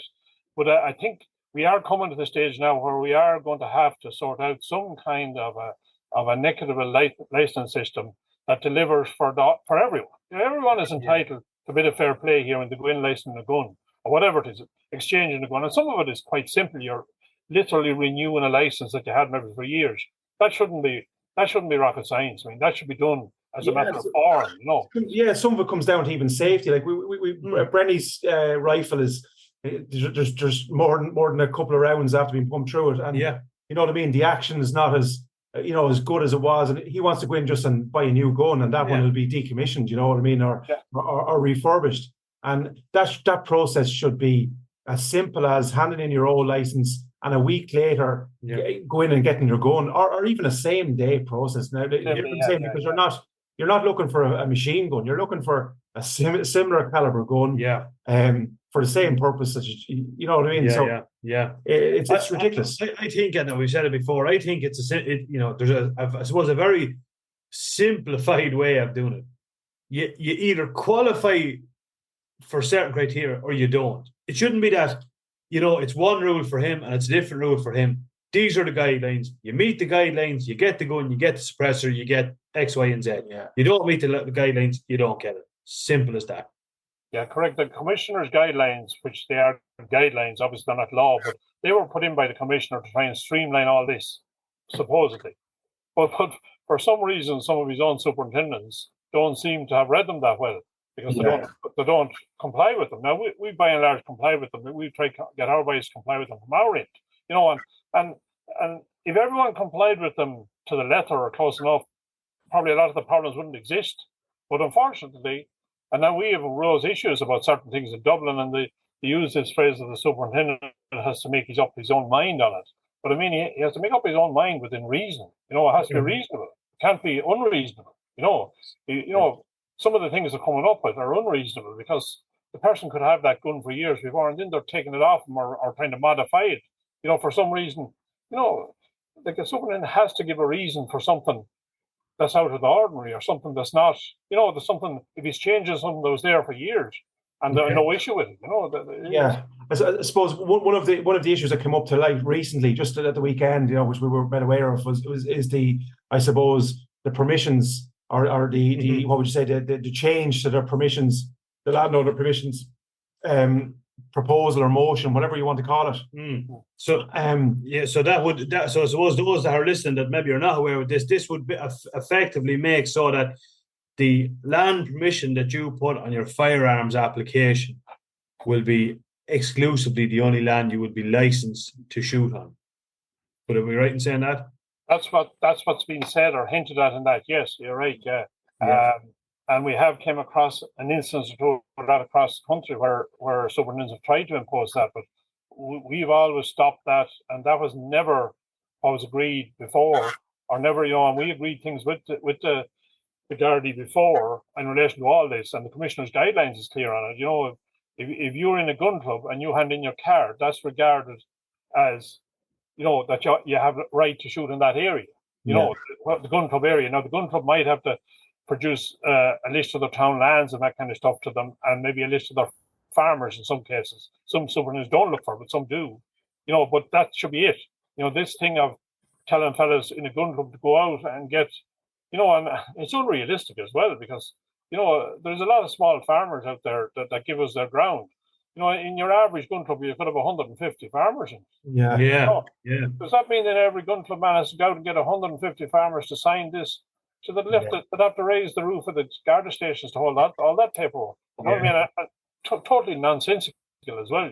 So I mean, there's a lot of this stuff going to have to be teased out with them to stop this stuff going on, because in fairness now, and you have to be fair to the Guards as well in all this, there's somewhere around 75 or 80 superintendents in the country, and most of them just go and renew license pretty well all along. According to the regulations, according to the guidelines, no problem. But there is a few around the country who seem to be continually raising problems, one problem after another in some cases, and like that's where the inconsistency really comes into play. As to why, one area can't get anything, and another area doesn't have a problem at all. I think for the sake of everyone, and not to have, obviously we don't want to be at loggerheads with the local guard, particularly the local guards who's dealing with fellas every day of the week. And a lot of the local guards don't even understand, I think, what's coming from Dublin half the time, and they don't want to be doing, because they have done this for years and they know what works and what doesn't work, and they don't want to be coming up with something that doesn't work either, So exactly, and again, and I know we're not going to go into it on this podcast, but just as an example to that, you've seen some new legislation, and well, I don't even know if it is legislation yet, with the use of night vision and thermal. That sort of came to light, and when myself and Anthony both investigated that, obviously we have a listenership from Mallinhead to Mizenhead, and and the variations in what people had been told from one end to the other was absolutely unbelievable. And then we were all kind of scratching our head, going like, "What is it lie here? Where does it lie here? Is it somewhere in between? Is this person right? Is that?" So again, I suppose it's down to that breakdown in communication, I suppose. It is big time, and then that section they're on it, but that's been in the law for a long time. But it referred to, and obviously technology probably has moved on more than the Guards' law has moved on, if you know what I mean. Yeah. Yes. I think that was originally meant for infrared or for the more technical scopes, but it did make a reference to a light in the scope. And see, a lot of scopes have a light just for the sake of highlighting the crosshairs or whatever, Yes. And that could become. Traditionally, the Guards never bothered with that. Never bothered much with it generally, even though it is there for good few years. But now all of a sudden, all this is running all over the place, and everyone is running, and of course, a lot of fellas bought scopes thinking it was just a scope, you stick it on the rifle and work away and you go grand, but, and there's a lot of misinformation out there, and lots of misinformation being peddled out by the Guards as well on this, So again, it's one of these ones that should have been consulted with people like ourselves first, and with the you to tease it out and what was the reality of it, and then come out with a sensible approach. So okay, maybe some of the high tech stuff needs some kind of a permission, either with the rifle or as part of the rifle or whatever gun is used on, But I mean, the ordinary kind of stuff shouldn't be an issue. It shouldn't be. Yeah, exactly. The illuminated red there you're describing there on a normal scope, or even a C clamp on the top of a scope for a torch. You know what I'm saying? Yeah. All that kind of stuff obviously should be true. I presume there should be some regulation, but again, on the more digital, now I'd have my own thinking on that in regards to safety. I know we're not going to get into too much, but again, we'd be in contact with some of the main suppliers, the Pulsars, ATN, etc. And like there's a safety aspect to this now. We're living in a more densely populated countryside, and a lot of us are out shooting foxes predominantly at night time. Let's be honest. And like we've come across it where guys are out, foraging for mushrooms or out for walking now where no man we'd ever see before. Like I'd be of the opinion, if that fox is going to be shot with a lamp and a rifle or a scope that can tell me if there's anything standing behind that fox, or walking through a hedge, then look, the result is the same. The safety aspect might be, but I suppose again it comes back down to the no different than the moderators.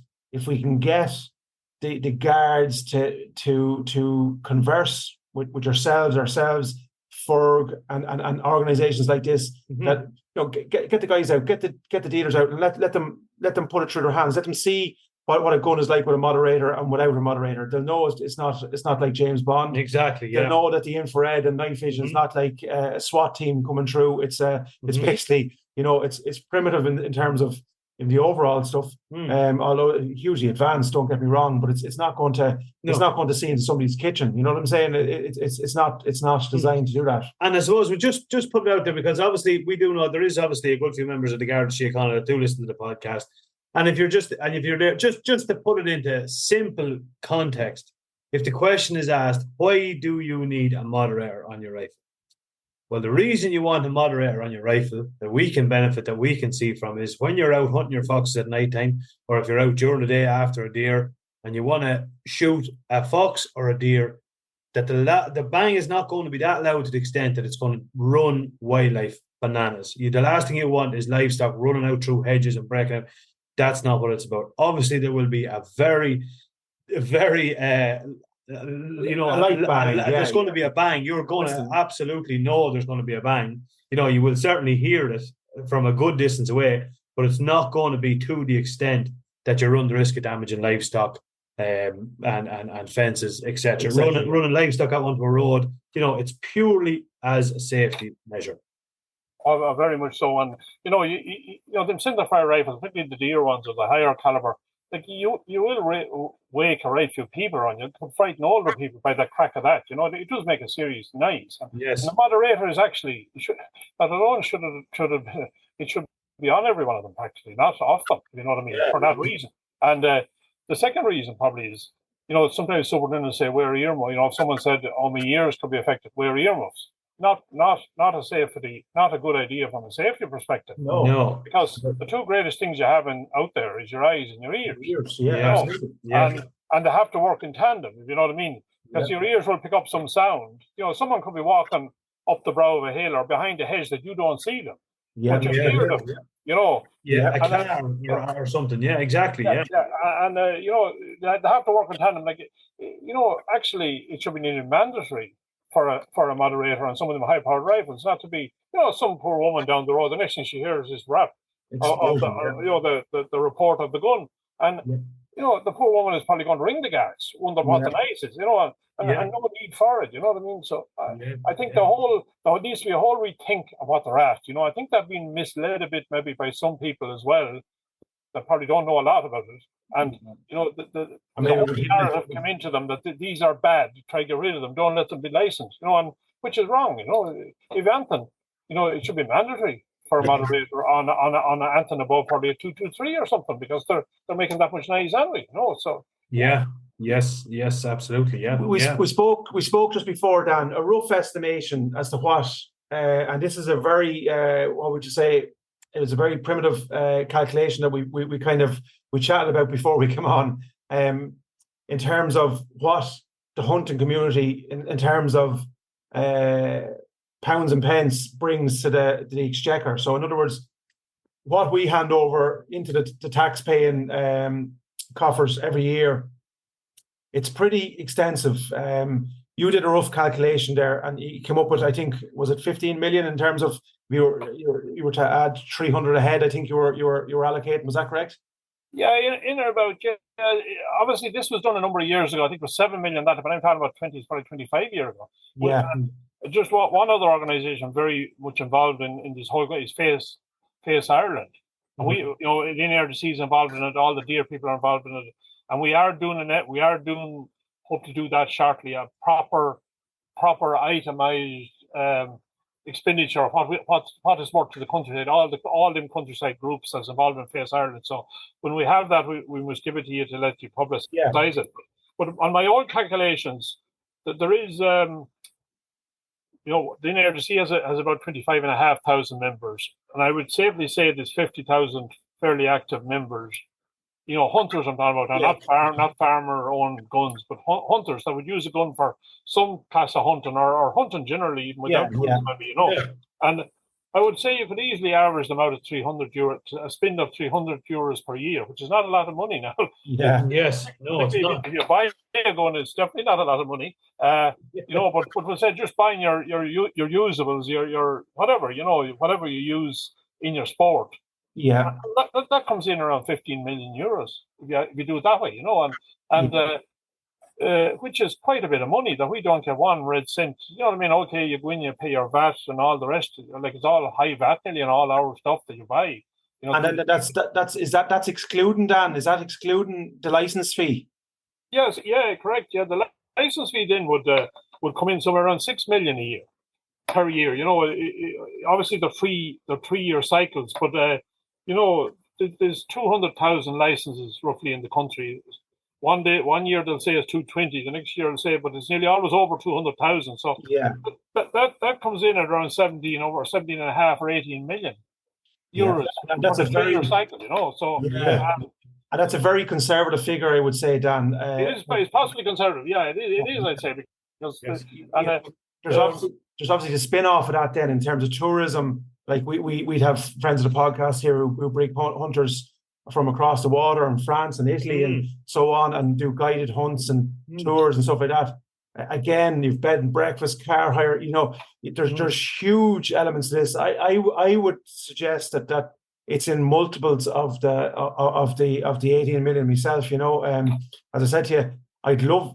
And if my wife is listening, I only spend €300 a year. But if she's not listening, it's probably substantially more than that. Yeah, it is quite conservative when you think of what 300 would buy nowadays. Advisory it isn't nowadays. And you're rightly so. There is that tourist element as well, which there's areas of the country, particularly pigeon shooting and stuff like that, and even more deer shooting. Like hotels will be doing quite well from hunters coming in. It hasn't a whole lot to do with us now, but you know what I mean. But it is going into government coffers nevertheless, and like this country, nothing is returned to the hunter basically. Well, in most European countries, some of them take back, would taking 50% of gun licenses, and in some cases more, which helps to fund conservation projects and helps to fund their organizations, So it's something we're going to have to look at, because I think let's probably got a free breakfast here for a little bit too long, I think, on this one. Yeah, well, I suppose let's talk about brass tacks and how do we do it then, Dan? Like what like I suppose the time for action, I suppose, is now, isn't it? You know what I mean? Like it's we're facing multiple facets of opposition. Opposition. You know what I mean? We've the anti-hunters, we've the green element, we've the government, we've the elements of the law. So I suppose we're fighting on all fronts, but we've like, as I said, looking through here, like there's 235,000 legally held firearms, an estimated 150 to 175 individual owners. So there's a lot of votes there. So do we need to march? Do we need to do what the farmers do? Do we need all to get together and fucking designate? I got an online petition. What for we obviously we not blowing around trumpet. We have a massive listenership out there. So what you tell us? What could we do? Have you a message for our listenership out there? Because this is going to affect every single one of you, and you're the next generation to come. So I suppose now is the time to do something. Well, there is one thing going on at the minute, signed for hunting. It's a thing in Europe. It's done by Face Europe. Now, we would have put out. You might have seen that maybe going on. We've done that and shared that. Yeah. That's obviously a European thing, but it is a thing we need to push out, because a lot of the problems facing hunting are coming from Europe. 80% of our laws in relation to our activity comes from Europe.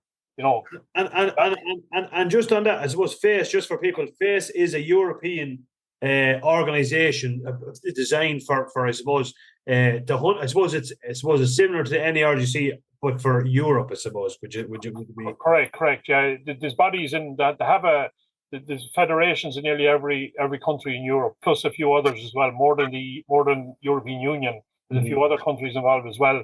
They have 7 million hunters across Europe. Yeah. It's a big organization, and David Scanlon, who was a former PRO, is the head man in it now. He's the secretary of FACE Europe. That's right. Galway originally. He'd have he worked in Galway University. He'd have a scientific background or whatever, But he's the head man, he's secretary general, and a very good fella. So it has been recognised that the European Commission, particularly, are, and I'll go as far as to say, they're infiltrated by our people against us, and that's where a lot of these, I'm talking about lead shots, you're talking about a heap of things that came from, for that reason. And, for instance, last year they were trying to look for 30% of Europe to be rewilded, the landmass Europe to be rewilded, and 10% of that with no extraction at all. So that meant no fishing, hunting, no nothing in it, these people are naive, and unfortunately we have them here now in the Green Party here at the minute.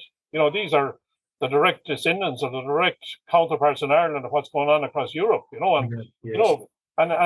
there is a double standard here. For instance, the last time the Green Party were in government, which is 2008, or that time, there was money poured into various things that time. There's an environmental network, Irish Environmental Network. They get, I don't know what they get, but they get some 800,000 from the government every year to run themselves. Like, they're fairly marginal outfits in comparison to what we have. I never even heard of them, I'll be honest with you. Well, Google them, they're there. And they get every year from the Irish government. John Gormley set them up at the time. Oh, no. John Gormley also gave An Taisce a veto over planning, which you saw in the Kilkenny row over the co-op. You might have seen that. Yes. That's where that came from. So, and even at the minute, you've probably seen it on Twitter, and that President Minister Malcolm Noonan, who's Green Minister in charge of the MPWS now, he's almost giving out money every week to some NGO, but they're not us. You know what I mean? The amount of money given out to projects, and is there any accountability of the return of this money? Is it, if it's for curlew, if it's for whatever, is there an evaluation at the end of it? Has it succeeded in breeding curlew? No, by and large, the best breeding curlew project in the country is the Ballydangan one, which never got one red cent of it. We need to call out the government on a lot of things in relation to what we do. You hinted at a march. We could well come to that if we don't start getting a bit of fair play around a lot of things, including the firearms thing we were talking about a few minutes ago. If we start getting fair play, we could well come to that. But I think we have to give the government a chance first to see will they do it first, and your members are right, there has been a lot of social media about that firearms letter particularly. A lot of these people, perhaps this is a message that goes out from here. There is elections coming up roughly in May next year, 24, local elections and European elections. If every gun club, they usually have a councillor in their area, and they might have a TD, and they might have an MEP. Well, they're unlikely to have some areas of MEPs, but they're not so plentiful. But I mean, they should go into them and say, this is not fair, and point out to them what's going on here, Yes. And make it a political, because everything is political at the end of the day. We're not getting fair play. In a democracy, we have one route, and that's go to your politicians. And if they don't change them the next time. And I think that has to be kind of what we have to say to them. Yeah. So could it be an idea there? Say, and I'm not trying to put words down your mouth like that, but say for lads listening out there at the minute, is it something that lads could do at the minute? Get onto your local representative and shoot them an email and say, look, this is something that's been coming to light as of late. We're deeply concerned about it. And what do you go? We've listenerships up and down the country. Is that something that they could do to help, I suppose? Oh, it is definitely, because yourself, the local councillor is thinking about getting elected now, or the MEPs are obviously thinking big time about getting elected because it's only a year away now. So you go into them and say, okay, James Brown is a Fianna Fáil junior minister. If he's Fianna Fáil, he's going to ring James Brown and say, come here, what are you doing about this? Simple as that, Ask him, will you come back to me on it, what he says? If that fella comes around this time next year looking for his vote, and you pull out the letter and say, what did you do about that letter for me? It's as basic and as simple as that, I think, at this stage, And if you 10 people sending that letter, as the fella says, it's a lot harder to ignore, as the fellas, It is, yeah, and like they are. I know they're very conscious. You probably notice it there. I notice all the MPs suddenly are coming out from under the rocks. We didn't hear about them for a couple of years. Now they're all on Twitter there every second day. They're all thinking about getting elected. And you've gun clubs like no more than my own. Like there's 2 or 3 gun clubs, kind of mirroring each other. You know what I'm saying? Within a one club border and another. So like collectively, there might be small clubs individually. There's only 18 or 19 members in mine, in ours. But there's 30 in the neighbouring one, and I think there's another 15 just close by. So like collectively, you've 50, 60 votes there. So and all the same TDs looking for the one vote. Mm-hmm. So I think it's probably a drive that needs to be done collectively, and I'd be calling, say, on the chairman of every club, to on behalf of their members, obviously with the permission of their members, to be championing this thing and getting onto them. And that's probably one thing we could do. But I think, Dan, if I'm being honest, I think it's going to require a little bit more than just that as well. I definitely think, if there's a sniff of anything happening in the farming community, the lads get into the tractors and the boys up in Dáil Éireann know that there's going to be a blockade of tractors coming their way if they don't at least. And we're not looking for a change, and all we're looking for is a seat at the table. Advice, So if you're right. It's fair play we're looking at that. And by the way, we are very close. We're probably never closer to all the farming units. They would regularly, almost every meeting I'm at, there's some of the farming people at it, and they are very much behind us, and we have done memorandums of understanding. And there has been some issues where sometimes people illegally going into land. Sometimes people call them hunters or shooters, and they're not. They're poachers. You know what I mean?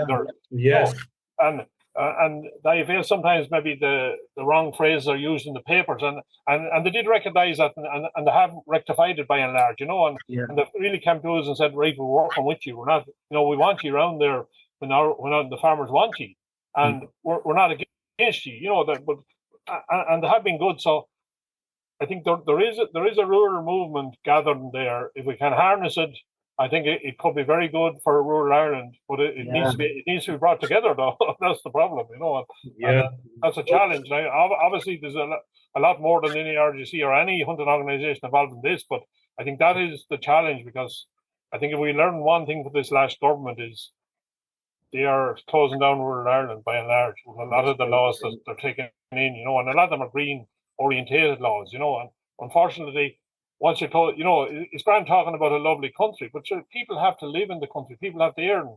Farmers have to earn. Absolutely, yeah. Not income coming. No one is asking farmers to while from our perspective, some people say, "Oh, indeed, love, it was all rewilded. You could run around the country." But I mean, you'll have no country left. You'll have no people left in the country. That's the problem. At the end of the day, people have to be fed. Yeah, there is a food production thing here. Some of these people seem to forget, if you take 20% of the land out of food production, what's going to happen? It's going to be a shortage of food. Yeah, absolutely. There's a lot of things at play here that seem to be forgotten by some of these people. That I call it a naive mindset. They think by just saying, I want X, Y, and Z, nothing else happens. But 20 other things happen, Yeah, absolutely. Yeah. Would one thing, I'm not trying to put words in anyone's, but I'm just thinking here, right? Would something that could be proved very effective, that could take not a massive amount of effort, if all the various Regency game councils of all the counties in Ireland got on the phones on Monday morning and rang up the chairmen of the respective clubs, said, lads, we just think about holding a meeting there in the next couple of weeks and discussing this with your members. And we think going forward, if we could each individual member get in contact with their local representative individually Shoot off an email, it wouldn't take 30 seconds. No. Shoot off an email, get this done together. And if there's that volume of correspondence going in from people, 100, you could imagine being that local representative, being at his desk on the following morning, open up his emails and seeing a flood of emails coming in from genuine, law-abiding citizens. So they have to prove that if they're all gun owners, and B, respective members of their area, and they've seen a flood of these going. First they have to act on it. They absolutely have to act on it. Oh, I have no doubt they would act on it. The problem is to get people to do it is a bit of a problem. But if they did do it, like I guarantee you, because if you take a councillor, he knows, he knows everyone that's voting for, by and large. He knows their families at least. He might know every specific person. Yes. And as Anthony said there a minute ago, you're talking about 50, 60 people maybe represent. Like, to elect a councillor is, some of them could get elected with as little as 400 votes. Yes. So Yes. you're talking about maybe 20 or, a good sized club could have 20 or 30% of the vote that could put them out of power. Yes. Put them into power. So Yes.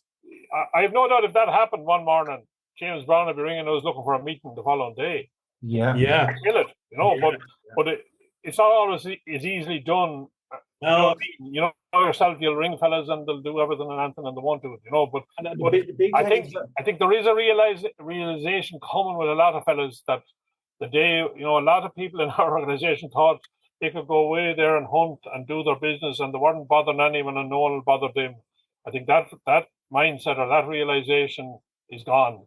We can't bury our head in the sand. And we referred a couple of times, Dan, I don't know, like a few times throughout the podcast, we don't refer to what we do as a sport, we refer to it as kind of a way of life now, and we include in that, we've done it numerous times, the farming community, the horse community, the equestrian community, the groups, the NARGC, the Wild Deer Association.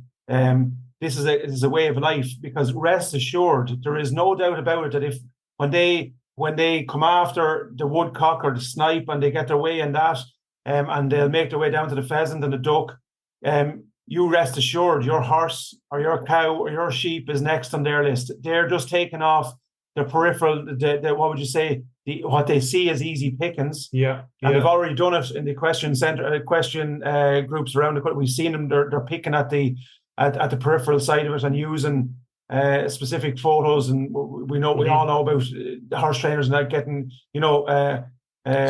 slated and stuff like that. So like I would be calling as well on the equestrian community as well. They're part of country life, country living, and I know that we've probably we do small bits in the equestrian community. Well, we don't predominantly shoot there, obviously, because of the horses and stuff, but we definitely do vermin control and pest control for them. Mm-hmm.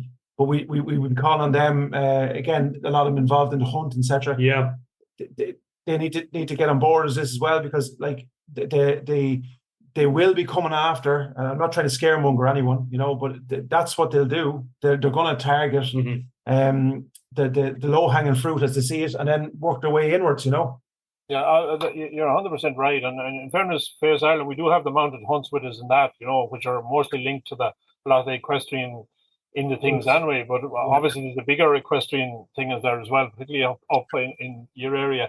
But it's very much about getting everyone together on this, and there is a group of people, as you rightly say, they believe there should be no animal killed, and they are getting a lot of traction in this country at the minute. And they believe we should be all eating plants, and there should be no animal killed, left, right, or centre, no animal used for anything, not even killed, not used for anything. Like it's naive mindset, but they have it, and they're one of the, and I could name the group now, and I'm sure you know if I tell them. That's their belief. Now they're modifying it a bit at the minute because they don't want everyone to know what they really want, but that's their objective, and they are, as I said, they're a powerful group. They have the ears of one minister I know anyway, and maybe a lot more than that, and that's unfortunately, and like we have a lot of education to do even for what we do, and what politicians don't fully understand what goes on in the country a lot of the time as well, and I know that's a wide statement, but it is a factual statement. They're they're believing some of this rubbish coming from them without really thinking it out and where it's going to go if they got what they wanted, you know. Yeah. What next? What next? Exactly. Yeah. If they got their 30% rewilding or whatever it is, or down in your country they're on about that no bog should be grown grass or no peatland should be grown grass. It should be all rewetted. I mean, if they did that, there wouldn't be a whole lot of Offaly left. There'd be a good chunk of Kildare gone, and there'd be a lot of Laois gone, and there'd be a lot of Westmeath gone. For farmer purposes, No, well, we wouldn't worry about Westmeath, but. But I suppose, look, I think going forward, Dan, would it be like I want to share obviously the firearms user, the FURG, the kind of what would you say their mission statement anyway. I'll share on the group and what you guys were set up for. And let's start championing. We need to all come together, I suppose, is number one. Definitely. I suppose going forward and getting you on the spot, you're going to keep the Irish Hunting Podcast informed anyway of any kind of changes, motions, any kind of work collaboration we can do, along with the Wild Deer Association of Ireland and other groups. You'll keep us in the loop anyway. You will. Oh, I will. Yeah, we have a meeting at FURG coming up tomorrow night actually, and then we will be writing to the minister, and it won't be. It'll be a more demanding letter.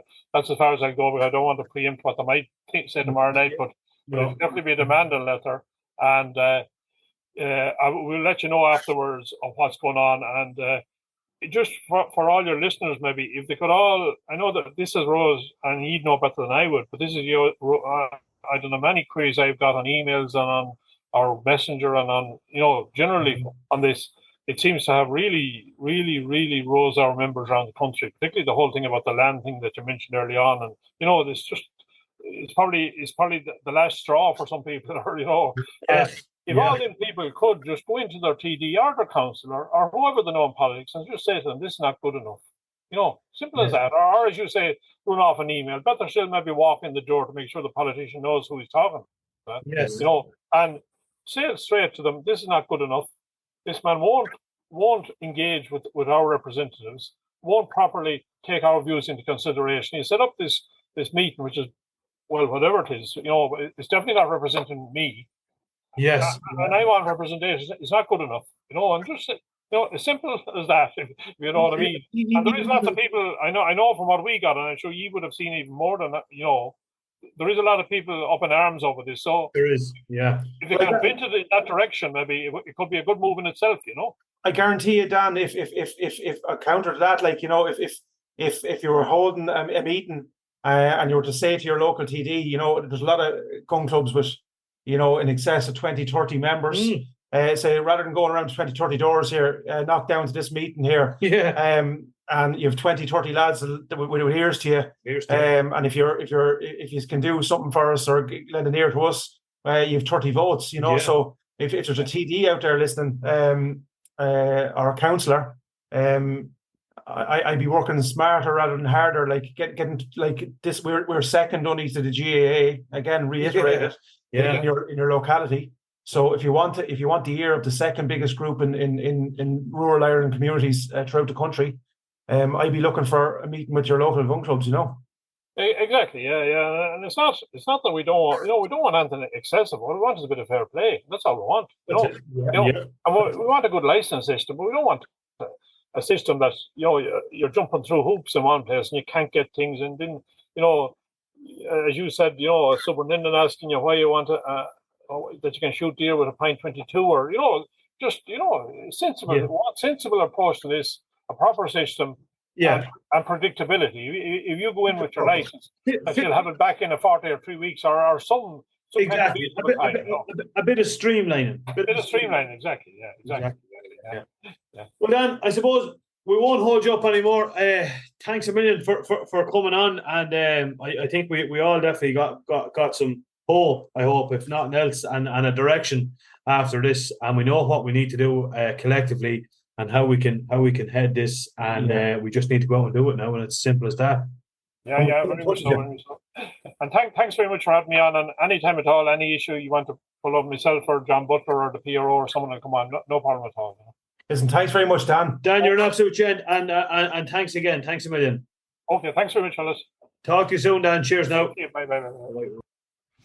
Okay, and we're back. There we go. That was our interview with Dan Curley, which I as I said, I thoroughly enjoyed.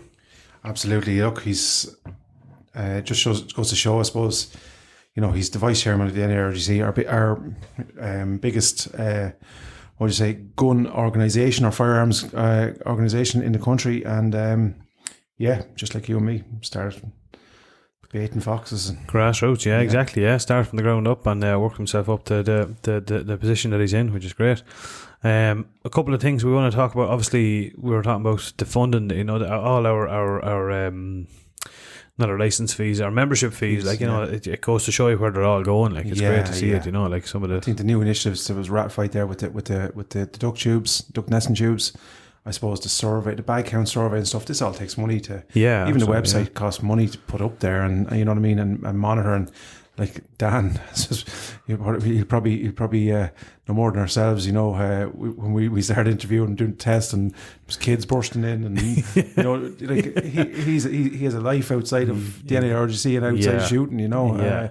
He's not in a big multi-story building somewhere in a big office, like, exactly. I suppose all, you know, people, like, no more than myself at times, I suppose, fail to realise, you know, like we were saying, the NARGC should be doing more, you know, but I suppose we are a voluntary organisation in general, you know. Absolutely. We, you know, hunters, none of us gets paid, and none of us are government funded. So, no. And a huge thing, I suppose, is the you know, the pheasants, duck nesting tubes, vermin control. The subsidies goes back into clubs for all and then they do kind of once-off conservation projects. Your grouse, your partridge. Yep. I think in Ballydang there, you know, the curlew and great stuff. Yeah, brilliant stuff. Yeah, the amount of conservation I do is absolutely brilliant, and I suppose representative like clubs. It's like clubs, conservation work versus actual shooting. You know, it's about 80-20, like, realistically, isn't it? Like, you spend the whole year and you spend all year doing conservation work, and you spend a small portion of it out doing a bit of shooting, like, you know. I had one lad in the club whinging to me, I only shot 3 birds in the club this year, you know. And I said to him, how many do you think I shot? How many do you think I shot in the club? Like, fucking none. Did you not? No, not inside the club grounds, you know. Yeah. So that was like, do you know what I mean? Yeah. And how many times was he out? 3 times. The first being one of them, obviously, and then, you know what I mean. But like, that's the thing. Like what we put in, we don't and I would have been happy with one. Yeah. But I'm going to be honest with you, that fella and fellas like that, man. Yeah, waste the time conservation. Yeah. They just want to get out and shoot birds. They don't really give a shite about anything else, to be fair. A lot, you know, and there is lads like that, unfortunately. Yeah, and bury their head in the sand and look, sure, what harm's on it? And sure, I've only a couple of years shooting. And but what about the next generation? Yeah, you know what I mean. That's I absolutely hope to think that my young lad, when he gets of age, if he wants to, of course, you know, continue doing the stuff that we're doing now. I'd hate to think in years to come he's not able to. You know, that's a big driver for me. Like, sure, like, your best days of shooting are when you're from 18 to fucking 30. You know what I'm saying?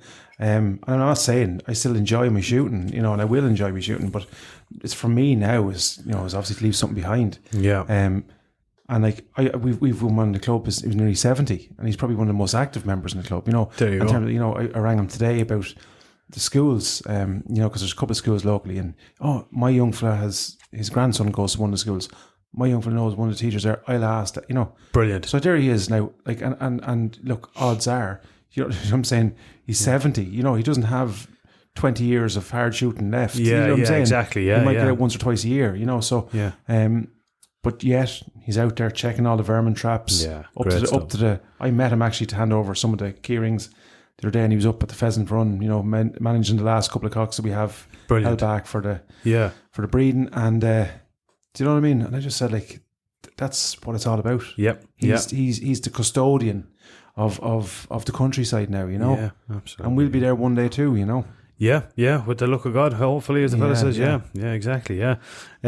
So I suppose a couple of other things we want to obviously talk about. One thing that I took for that, and I said the same about Pádraig Breen when we interviewed Pádraig, that these lads have the same goals as us. Like me and you, I'm talking about. I can't speak for everyone, but like, firearms license applications at the minute, and kind of call it what it is. It's a fucking joke. It's an absolute fucking joke. Yeah. One lad will permit a silencer, one person won't. Yeah. for no other reason whatsoever. They just decide, no, you're not getting that. No, we won't give you this. You don't qualify for that. You know, it should be streamlined. It's as simple as this. Yeah. It should be, you meet the criteria. Once you meet that criteria, you're automatically, you're allowed to get X, Y, and Z. Yeah. You don't meet it. If you can meet the criteria for a 2.2 with a silencer and a scope on it, you should be able to just get a shotgun or, an air rifle or whatever the case may be. If you want to go above a certain caliber, then right, fair enough. We need to see a bit of a deer license here. Like, why are you going for a X, Y, and Z? Now, even at that, like, if you want to get a 2.43 for shooting foxes, you look at England. Look at the page in England, man. The amount of lads in the UK that shoot foxes with a 2.43. That's just their preferred. And like, I'd testament, the 2.43 is a serious job because your ammunition is not overly expensive. Yeah. It just packs that extra little bit of a punch. Yeah. You know, so like, there's nothing wrong with that. Like, well, they need to be educated because, like, from I suppose, on one hand they're telling us, humane kill, like all that kind of stuff. Yeah. And then the other, they're imposing stuff that they don't fucking. Don't get me wrong, 223. Yeah. With a good shot will knock any fox. No, grand, Yeah. But 100%. Like, exactly. And we're not saying that I won't. But you should be allowed that option, If you as the hunter, who is the professional at the end of the day, or I won't say professional, but is the one in the know, you're out there doing it. If you decide, looking for my type shooting, I'd be happy with a 2.43. Yeah. Then you should be allowed to get a 2.43, like. Yeah, if you're deemed a competent hunter, which you have to be. Yeah. Like to you have to be now. You have to get your competency core. You know what I'm saying? So it's not a case of just walk. And nor are we champion that you walk in, grab a rifle off the shelf, and go out and shoot whatever you want. Like, and I don't know of any hunter. No. That would want that anyway. No, 100%. So you do your competency course, and if you're shooting deer, you have to do your HCAP and all that kind of stuff. And that's great. But if you're out shooting foxes and you're, say for instance, some of the land that we have here, you're walking in a gate and you have to, the field is maybe long and narrow. So it could be, 300 yards to the base of the field. Not every piece of land is like that. Some other small paddock fields where you've, tops maybe 100. Yeah. Like, so you're 1.7 perfect for that. Perfect for that. Yeah. But like, some when you walk in that gate, the very minute you walk, the fox is gone, and if you're comfortable shooting that distance, you should be allowed to shoot that distance. Yeah, exactly. We're not talking about an extra fucking mile here. I don't know the ballistics of it, but we're not talking, No, exactly. I mean, being able to take a fucking airplane out of the sky here. Yeah, you want to gain another 50 yards. That's it. Exactly. Yeah, without. Yeah. So, it's one area, and I was glad to hear that Dan was him that actually referenced it.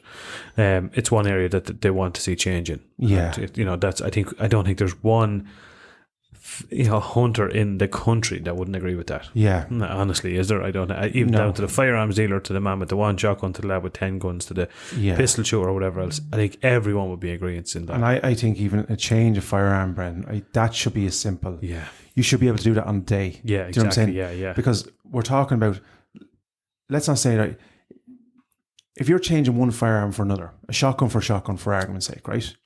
Well, there's a reason. It could be a safety issue that your existing shotgun is, she's getting kind of loose. You know what I'm saying? She's after firing her day shooting, so she should be decommissioned and put aside, right? Yeah. That's a health and safety issue, right? You should be, I can guarantee you there's hunters out there putting off that day because they do not want to, they don't know when they're going to get their license back. I'm one of them. Yeah. I'm going to be honest with you, and you know this. I have been threatening to change my shotgun for 10 years. Yeah. I have been threatening, and every year I just can't bring myself to do it because I know. Well, like you're going to have pigeon shooting to be doing now shortly. Yeah. And then as soon as pigeon shooting and that is over, crop protection, etc., we're back into the game again. Back into the game. So you have a small window. So like your gun should be fucking changed. Yeah. Do you know what I'm saying? Because it's it's seen as sell by date, grand. Yeah, and absolutely, I'm not saying it's a health and safety issue at the minute, right? No. But there will come a day where it will be. Yeah. And the only thing that's stopping you, and I guarantee there's lads out there with fucking yokes hanging apart. Yeah. And they're saying, squeeze another stick, because they cannot bear to know. Yeah. Or not to know when they're going to get their license back. Yeah, it's crazy. It is absolutely crazy. And that should be just straightforward. If you have a license for that gun, a shotgun, and they could even make it that, right, if it's side by side, you have to get another side by side, right? I can probably understand them not understanding that element of it, right? Or a single barrel, you can get a straight swap on a single barrel, but if it goes to a double barrel or no, if it changes in the model, in terms of the makeup of a gun, I can understand that, right? Because you're sort of saying, well, maybe, Yeah. But literally, if a shotgun for shotgun, I think that should be just walk in on the day, you hand in your license, and the gun dealer should be able to do that on some sort of a digital system to say, that gun is now decommissioned, and that Thunder has that shotgun. But like, what like, I suppose it comes down to like one thing, like, look at our license, man. How far are we behind the world? A little piece of paper doesn't even have a picture on it. It could be anyone. And on a bit of plastic over, like, in all fucking fairness, why couldn't it just get with the times? A chip and pin setup. Yeah. You have a card with a chip and pin. Once that's put into like a code reader, like to have all your licenses are on it. Exactly, like to have for lorries with tachograph. You put in that tells you every new single thing you need to know about. You go to a gun has dealer. A moderator, he has a rifle, he's a 2.2, he's a shotgun. You go to the gun dealer, he'll have one. Just say, I want to change this is my gun now. I want to change that. He pops in the card. Okay, license number, serial number of that gun, so it is registered to him. Okay, I'm going to go onto the government system here now, which I will have access to, and change it. That wouldn't be a massive. Oh Jesus! Like I would imagine it'd take a huge burden off the FOs and around the country because and this is what we touched on with Dan, like, and we've talked about because we know some of these guys personally. This is only, what would you say, a side note to their. A lot of these guys and women are involved in crime units and stuff like that. Oh yeah, 100%. So, and we're not saying exactly. So they're fuck this stuff on their desk. Yeah, deal with that stuff there. Yeah, exactly. Do you know what I mean? Yeah, like we know obviously. Like we know a couple of them up around sort of Kilcock and Leaksham and stuff like that. And in fairness to them, it's not like they don't bother them. No, they are absolutely swamped. So any means, and we've said this time and time again. Listen through this isn't something we've thought of today. Listen back to our podcast. We've said it from day one. There has to be a simplified, streamline. And again, way of doing it. I'm not advocating for a shotgun for a rifle license. No, but if you're going in with a 243 and you want a new 243, that should be straightforward. I can understand if there's a little bit of litigation in terms of maybe you have to wait there 2 weeks till the FO sees. That, in other words, if you're changing your 243 for a 270 or something like that, right? That. No, sorry, that's not a straightforward. That your FO has to kind of give that the thumbs up before. Yeah, exactly. If you submitted a firearms application for a 1.7 on an area of ground that was 100, obviously it has to be 100 acres, and then you're changing a 1.7 for 270. Well, then obviously then someone can questions. Say, where are you going shooting a 270? You know what I mean? So you have to be able to justify that. That's fair enough. Fair enough, absolutely 100%. But there could be a more streamlined way of doing it. That's what I spoke when I spoke to the guard. I said we would have proposals, like simplified solutions, and I think that's what needs to be done here. I think the guards can learn from us. Mm-hmm. As we can learn from them, the legislation and the interpretations of the legislation, they can feed that information to us. Absolutely. And vice versa. We can do the same. We can say to them, look, this is a stumbling block here, and it's an outdated, this could take a huge amount of workload off your FO. Yes. And make this just far more. Yeah. And the money, this is the thing, like, where's our fucking money going? Yeah. Like, the license fee alone is, I think, 6 million every 3 years. Is that what he said? Roughly 6-7 million every 3 years? No. Every 3 years. It was more, was it? So it was...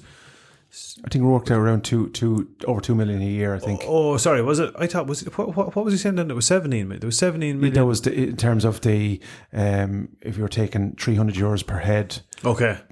Sorry. Yes. On that, which would obviously be a lot more than that. Yeah, exactly.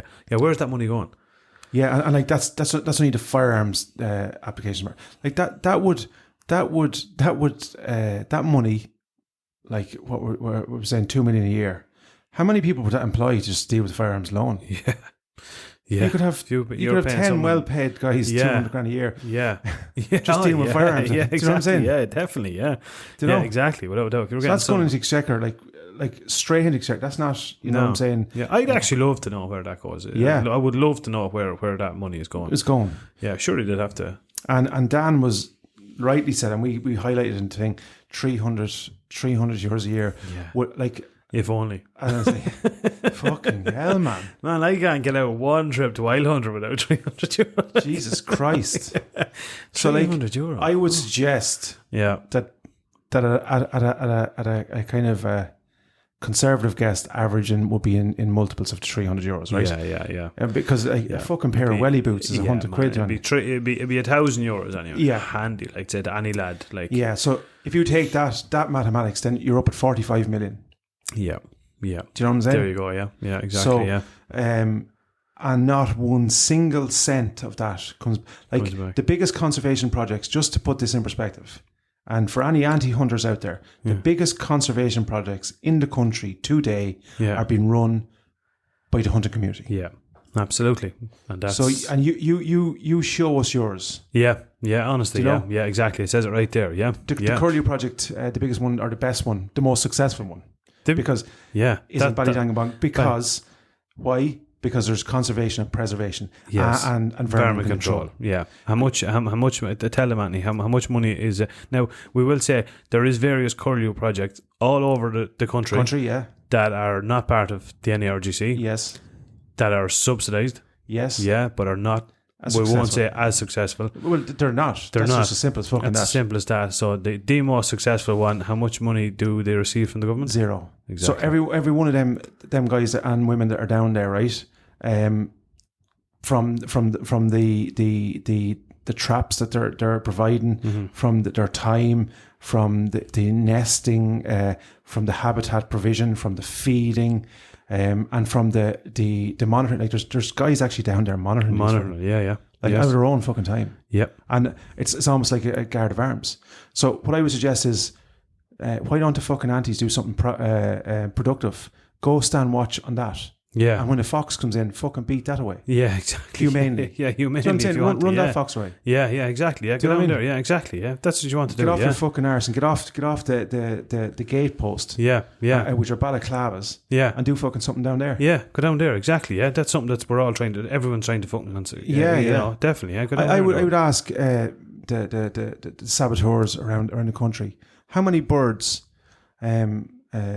projects, or how many birds or animals have they conserved this year? Yeah. And I would say that the fox that that the hounds may or may not have got, or the grey crows that they stopped from being shot down in Kilkenny there a couple of weeks back. Yeah. They've actually contributed to the loss of more animals than we've preserved. 100%. Do you know? Without. Yes. There's no denying that. Yeah. Definitely, yeah. So, yeah, exactly. Do something proactive. Yeah, and I know I'm in bad humour today, Bernie, haven't I? No, I'm liking it. But yeah, no, it's fucking terrible. Like you're up against so like we have a small window of hunting, as you rightly said, 80-20, and I would say probably, you know, as you push on, especially in the club and stuff, and and I, you're involved in the, what would you say, in the more day-to-day running of the club. Yeah. So then your hunting time becomes even less. Yeah. So I was only saying that to someone the other day. I probably done less hunting this year than probably any other year. Obviously, but that was the podcast and other bits and pieces going on, you know. Yeah, but that's bad. And I spent nearly all of last year doing conservation work around. Like we really did. Like every weekend there was stuff. No more than your own club. Every weekend there was different projects going on and stuff. You know. So there you go. Like I won't even. We released. Let's just say this way. We released 250 pheasants last year. They weren't shot. Yeah. They weren't hunted. There's 250 extra pheasants out there in our area. That wouldn't be there. Only that we put our hands in our fucking pockets, and reared them, and released them, and fed them, and ensured that they are fed and that they're safe. So simple and are as still that. there. And are still there, yeah. So it's as simple as that. So on a day to day, like when there's you know, very little feed in the ground and stuff like that. There's pheasants out there feeding off feeders that you provided, that you were going topping up again this weekend. With feed, that we had to pay for. Yeah. So exactly. I suppose we're one more thing we'll touch on. Well, we won't even touch on. We want to talk about it is. So how all this sort of came to light was a sort of a bit of a press release that was released. Basically, one of these things that this expert group is considering would be that on your firearms application for everyone, if you have 10 guns as mar, anyone that's not hunting, this is just for yourselves that you know, every firearms application you submit, you have to have a minimum of 100 acres of ground to shoot on, or be it a member of a pistol club or a pistol club or etc. So that was the way you would have to have that permission, send it in. Once you met the criteria, you got your license. But it didn't limit you. It never limited you to shoot exclusively on that designated ground or in that designated club. Yeah. But now they're talking about that it will. The proposal is, so whatever land you have put down, that is the land you will shoot on, and that's the only land you'll shoot on. So we seen one of the guys commenting on the post, right, saying, well, sure, that's the way it is anyway, so why are you complaining about it? We both know the guy. Yeah. And what I'm suggesting is, that's not the way it is. So no. I can shoot in my gun club, and I can meet Rob tomorrow in Nurney and shoot clays. Yeah. On that piece of ground. Yeah. That clay club is not recognised as a hunting club. Yeah. But I can use my gun over there. Yes. That is technically in doubt in this proposal. Yes. Then if I know farmers that are not within my gun club, so I've a farmer up in Ballymore with crop feeding a lot of vegetarians around the country, and he's under pressure. Will be under pressure in the coming months in terms of crop control. Yes. So I cannot go then and shoot his ground. No. Unless I go back now and name his ground. And then while I'm up there, I might be out shooting there and I could meet another farmer. And he'd say, Jesus Christ, I'm fucking inundated over here. Will you come over? As we did down in Wicklow with the deer. Yes, exactly. Not a blade of grass. Will you come over here and fucking shoot?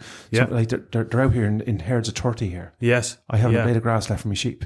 Yep. So all of that is gone. So what you'll have to start doing then is that every time you get a new permission, piece of land, that's going to have to be named on your license before you can shoot it and you get approval, obviously. So we're already inundating them with the license. They can't deal with the license. Exactly. We're multiplying this issue by 10. If that's what we have to do, you have to multiply it by 10. Their workload is just going to go it just. I'm just going to highlight a point, right, made to me by a firearms dealer down the country. I won't name him, but he gave an instance, right? So I think, is it over 5 guns? It becomes monitored alarm system. I think I've heard that.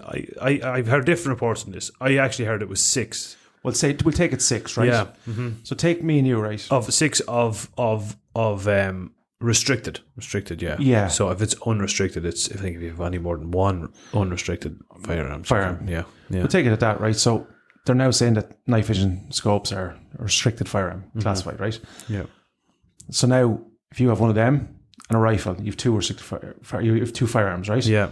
You have a shotgun, you have 3, and your 2 is 4. Yeah. So, is moderator classed as a firearm? No.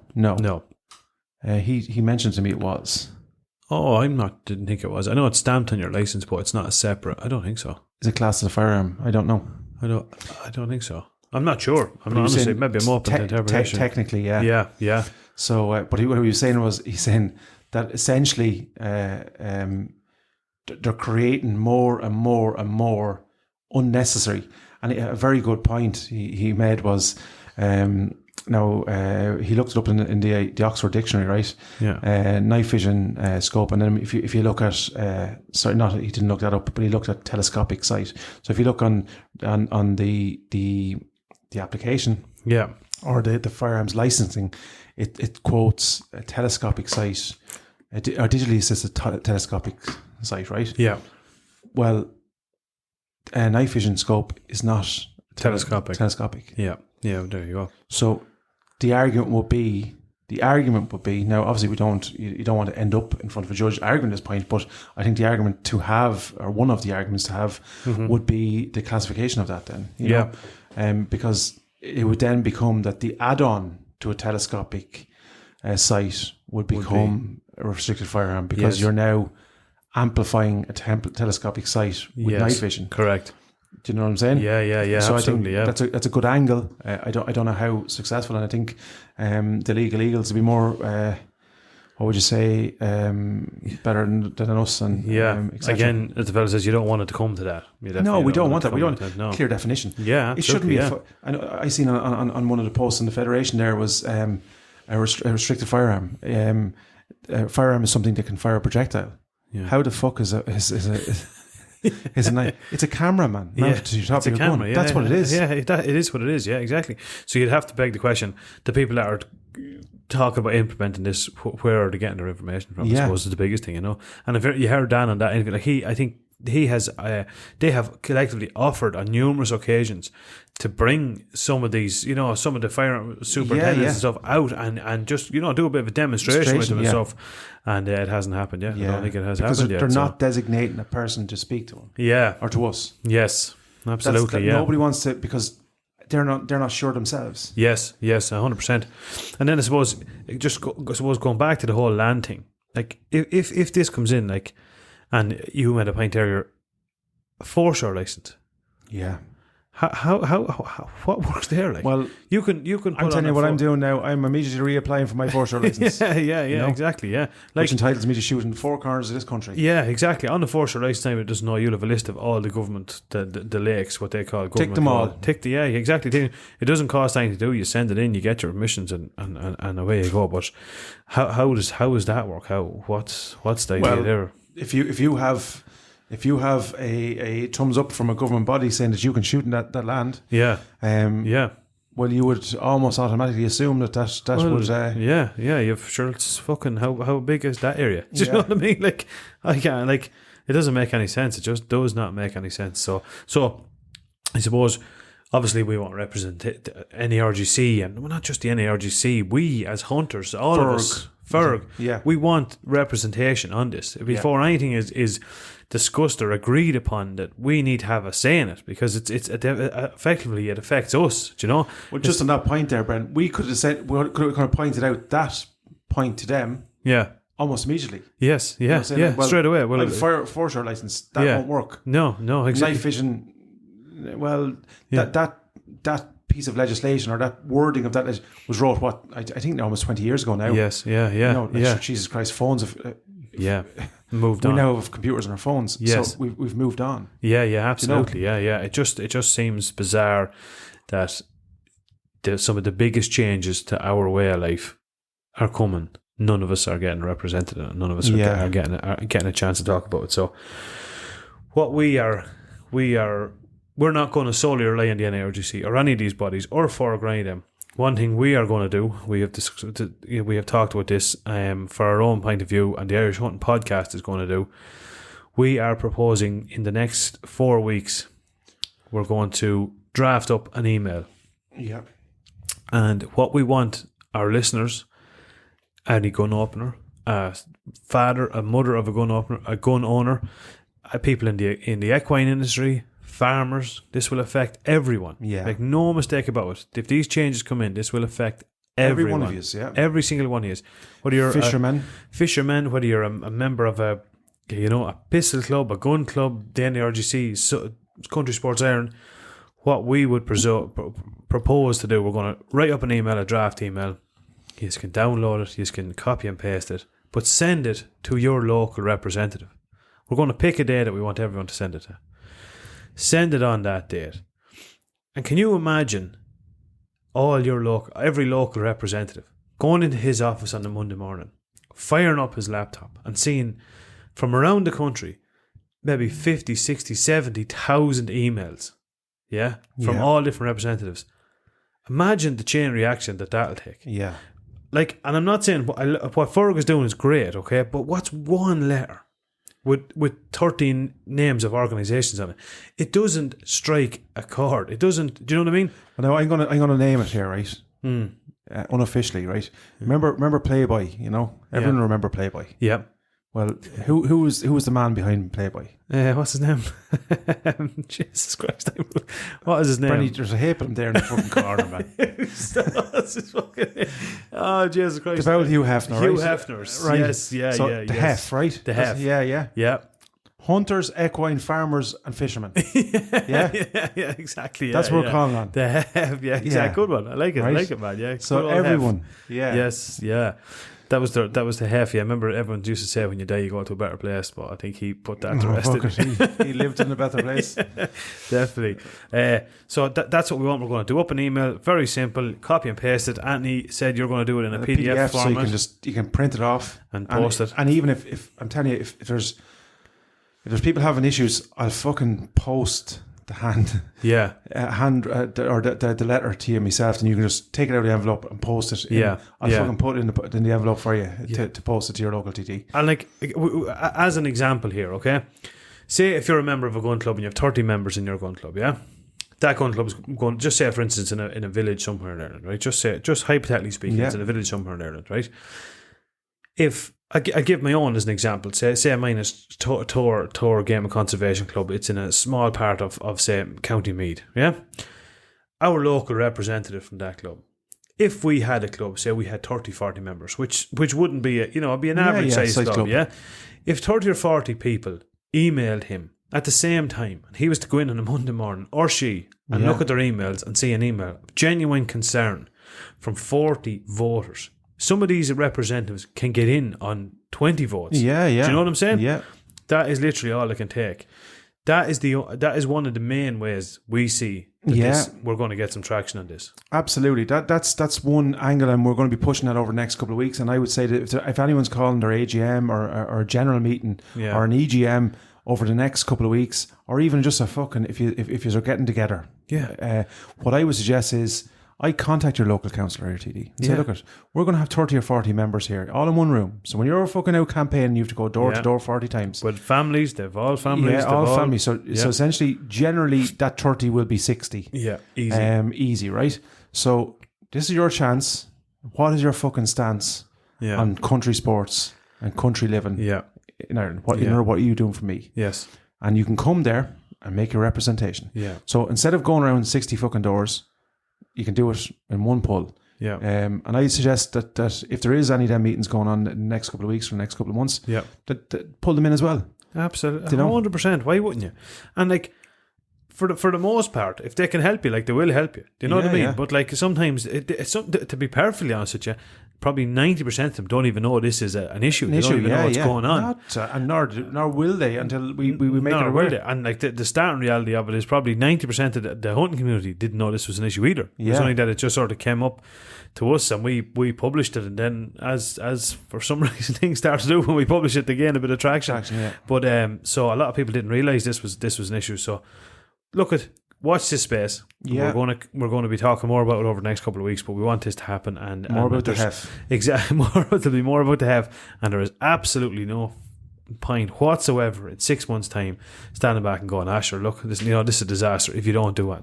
And what I'm going to say is, lads, and I'm like, we appreciate all the posts and stuff, right, and the messages and stuff, right, but like, I'm not replying anymore to what's the point in doing it? Exactly. Stuff, right? Grand. Yeah. If you want to be stuck behind, grand. Yeah. Then because Ireland's a great place, man, for saying, sure. You know what I mean? Yeah, sure. No, digging the same, with the same shovel, digging the same hole and saying, jeez, I'll never get out of this hole. Yeah. Do you know what I mean? Yeah, exactly. You want to keep fucking digging the hole. But what we're saying is, we're trying to create a different fucking pathway here. Exactly.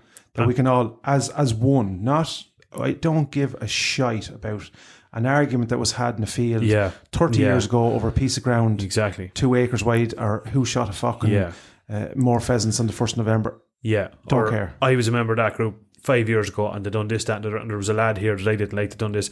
You don't have to be part of that group. No. You yourself. That's the beauty of this thing. Yeah. You don't need to be. You can take responsibility for this yourself. And it's not NARGC. It's not Country Sports Ireland. It's not the Wild Deer Association. It's not the Irish Deer Alliance. No. It's not. This is us individually, but collectively now. Yes. Pushing forward. Do you know? Yeah, exactly. Yeah. So like, and that's what we're saying. And we are having members of the Irish Deer Association, I think is the Wild Deer Association. I've been chatting to a couple of them and a few different organisations up and down, and we're going to have them on the podcast. It's going to be balanced. So we're not. I know we've had 2 members of the NARGC, but it's just because, well, to be quite honest, the NARGC reached out to us. Yeah, do you know what I'm saying? So absolutely. Yeah. And now some of the deer associations are now speaking to us, but they reached out for us. So it's not a case that we had preferential treatment over them, over anyone else. Yeah. It's just that's the way it happened, Yes, you know. yeah. And they're proactively seeking to come on the podcast. Yes. So and like we could have had 3 or 4 different people from NARGC. Yeah. I think the chairman actually volunteered to come on as well. Yeah. John Butler. So, but we're trying to leave it balanced. We're trying to leave now, you know, room for other organisations to come on. So if you want to come on, well, like, and the target shooting, the clay shooting, Yeah. like we're Come on. There's no hassle. You We'll know. be as accommodating as you can. We're hitting 300,000 listeners now, lad. Like, do you there know what I you mean? go, The man. next in line to that is the Late Late Show on a Friday night. So don't ask me why, but well, Ryan, if you're listening, man, Ryan would probably fit in one of my leg trousers, man. So we're looking for something a bit more beefy. That's what we're saying. I heard the come to the best right one ever when it comes to that, and it was like someone I'd said before. They said, "So they reckon they." Now be careful now, man. We might be on the Late Late Show now shortly. He won't mind, and I severely fucking doubt it. Someone says, we've all heard the expression, fucking the camera adds £20, and it says, well, if that's true, does Ryan Hubbard even exist? Well, maybe we might do it fucking live broadcast from the studio. Maybe then. Fuck. If it adds £20 to us, Horst, we're in trouble. You're in trouble, lad. We'll have to get different cameras. Come here. So yeah, look, that's something we're going to be talking about more, and we'll see more of Hef in the next couple of weeks. About half, yeah. Now, and we need your support. So get behind this. Like, it's not. This is not a fucking. This is not to benefit us. This is to benefit you. If you're sending email, this will benefit you or someone that's associated. Not benefit. It's not benefit's the wrong word to use. It's to. What is the right word to use? We're not benefiting from this. This is how we want to continue to where we're going in that aspect. It's a right. It's just to keep existing. You know? Exactly. We're not looking for fucking, a pat in the back. We're not looking for a few bob in the back pocket. We're not looking for any of that. We just want to be able to go out and hunt on farms that we have permission to hunt on. And also, Simple if as you're that. standing there with a rod in your hand, Yeah. it affects you too, man, because they see your hook in your fish. Yeah. As inhumane, Yeah. and they're going to be after you just as soon as they're finished with you. Yeah, with exactly. us. Yeah. And I mean that as a from a shooting background. So and we will have more fishing on as the months go on as well. Yeah. And we're and the equine industry, we've already seen they're making inroads in that community. So collectively, we need to come together now. Get advice together, absolutely, without a shadow of a doubt. Yeah. Well, I suppose we better wrap it up. I suppose we've been rambling on there for a good while, but I think we got some good stuff, man. Yeah, it is great stuff. Get more of it into you there, fuck. So yeah, that's it. Thanks very much for everyone for listening in again. Hope you're all enjoying it, and you will hear more from us about this in the coming days. Yeah, look, it's over now, Brenny. Thanks. Over and out, man. Have a good one. All right. Cheers, buddy. Take it easy.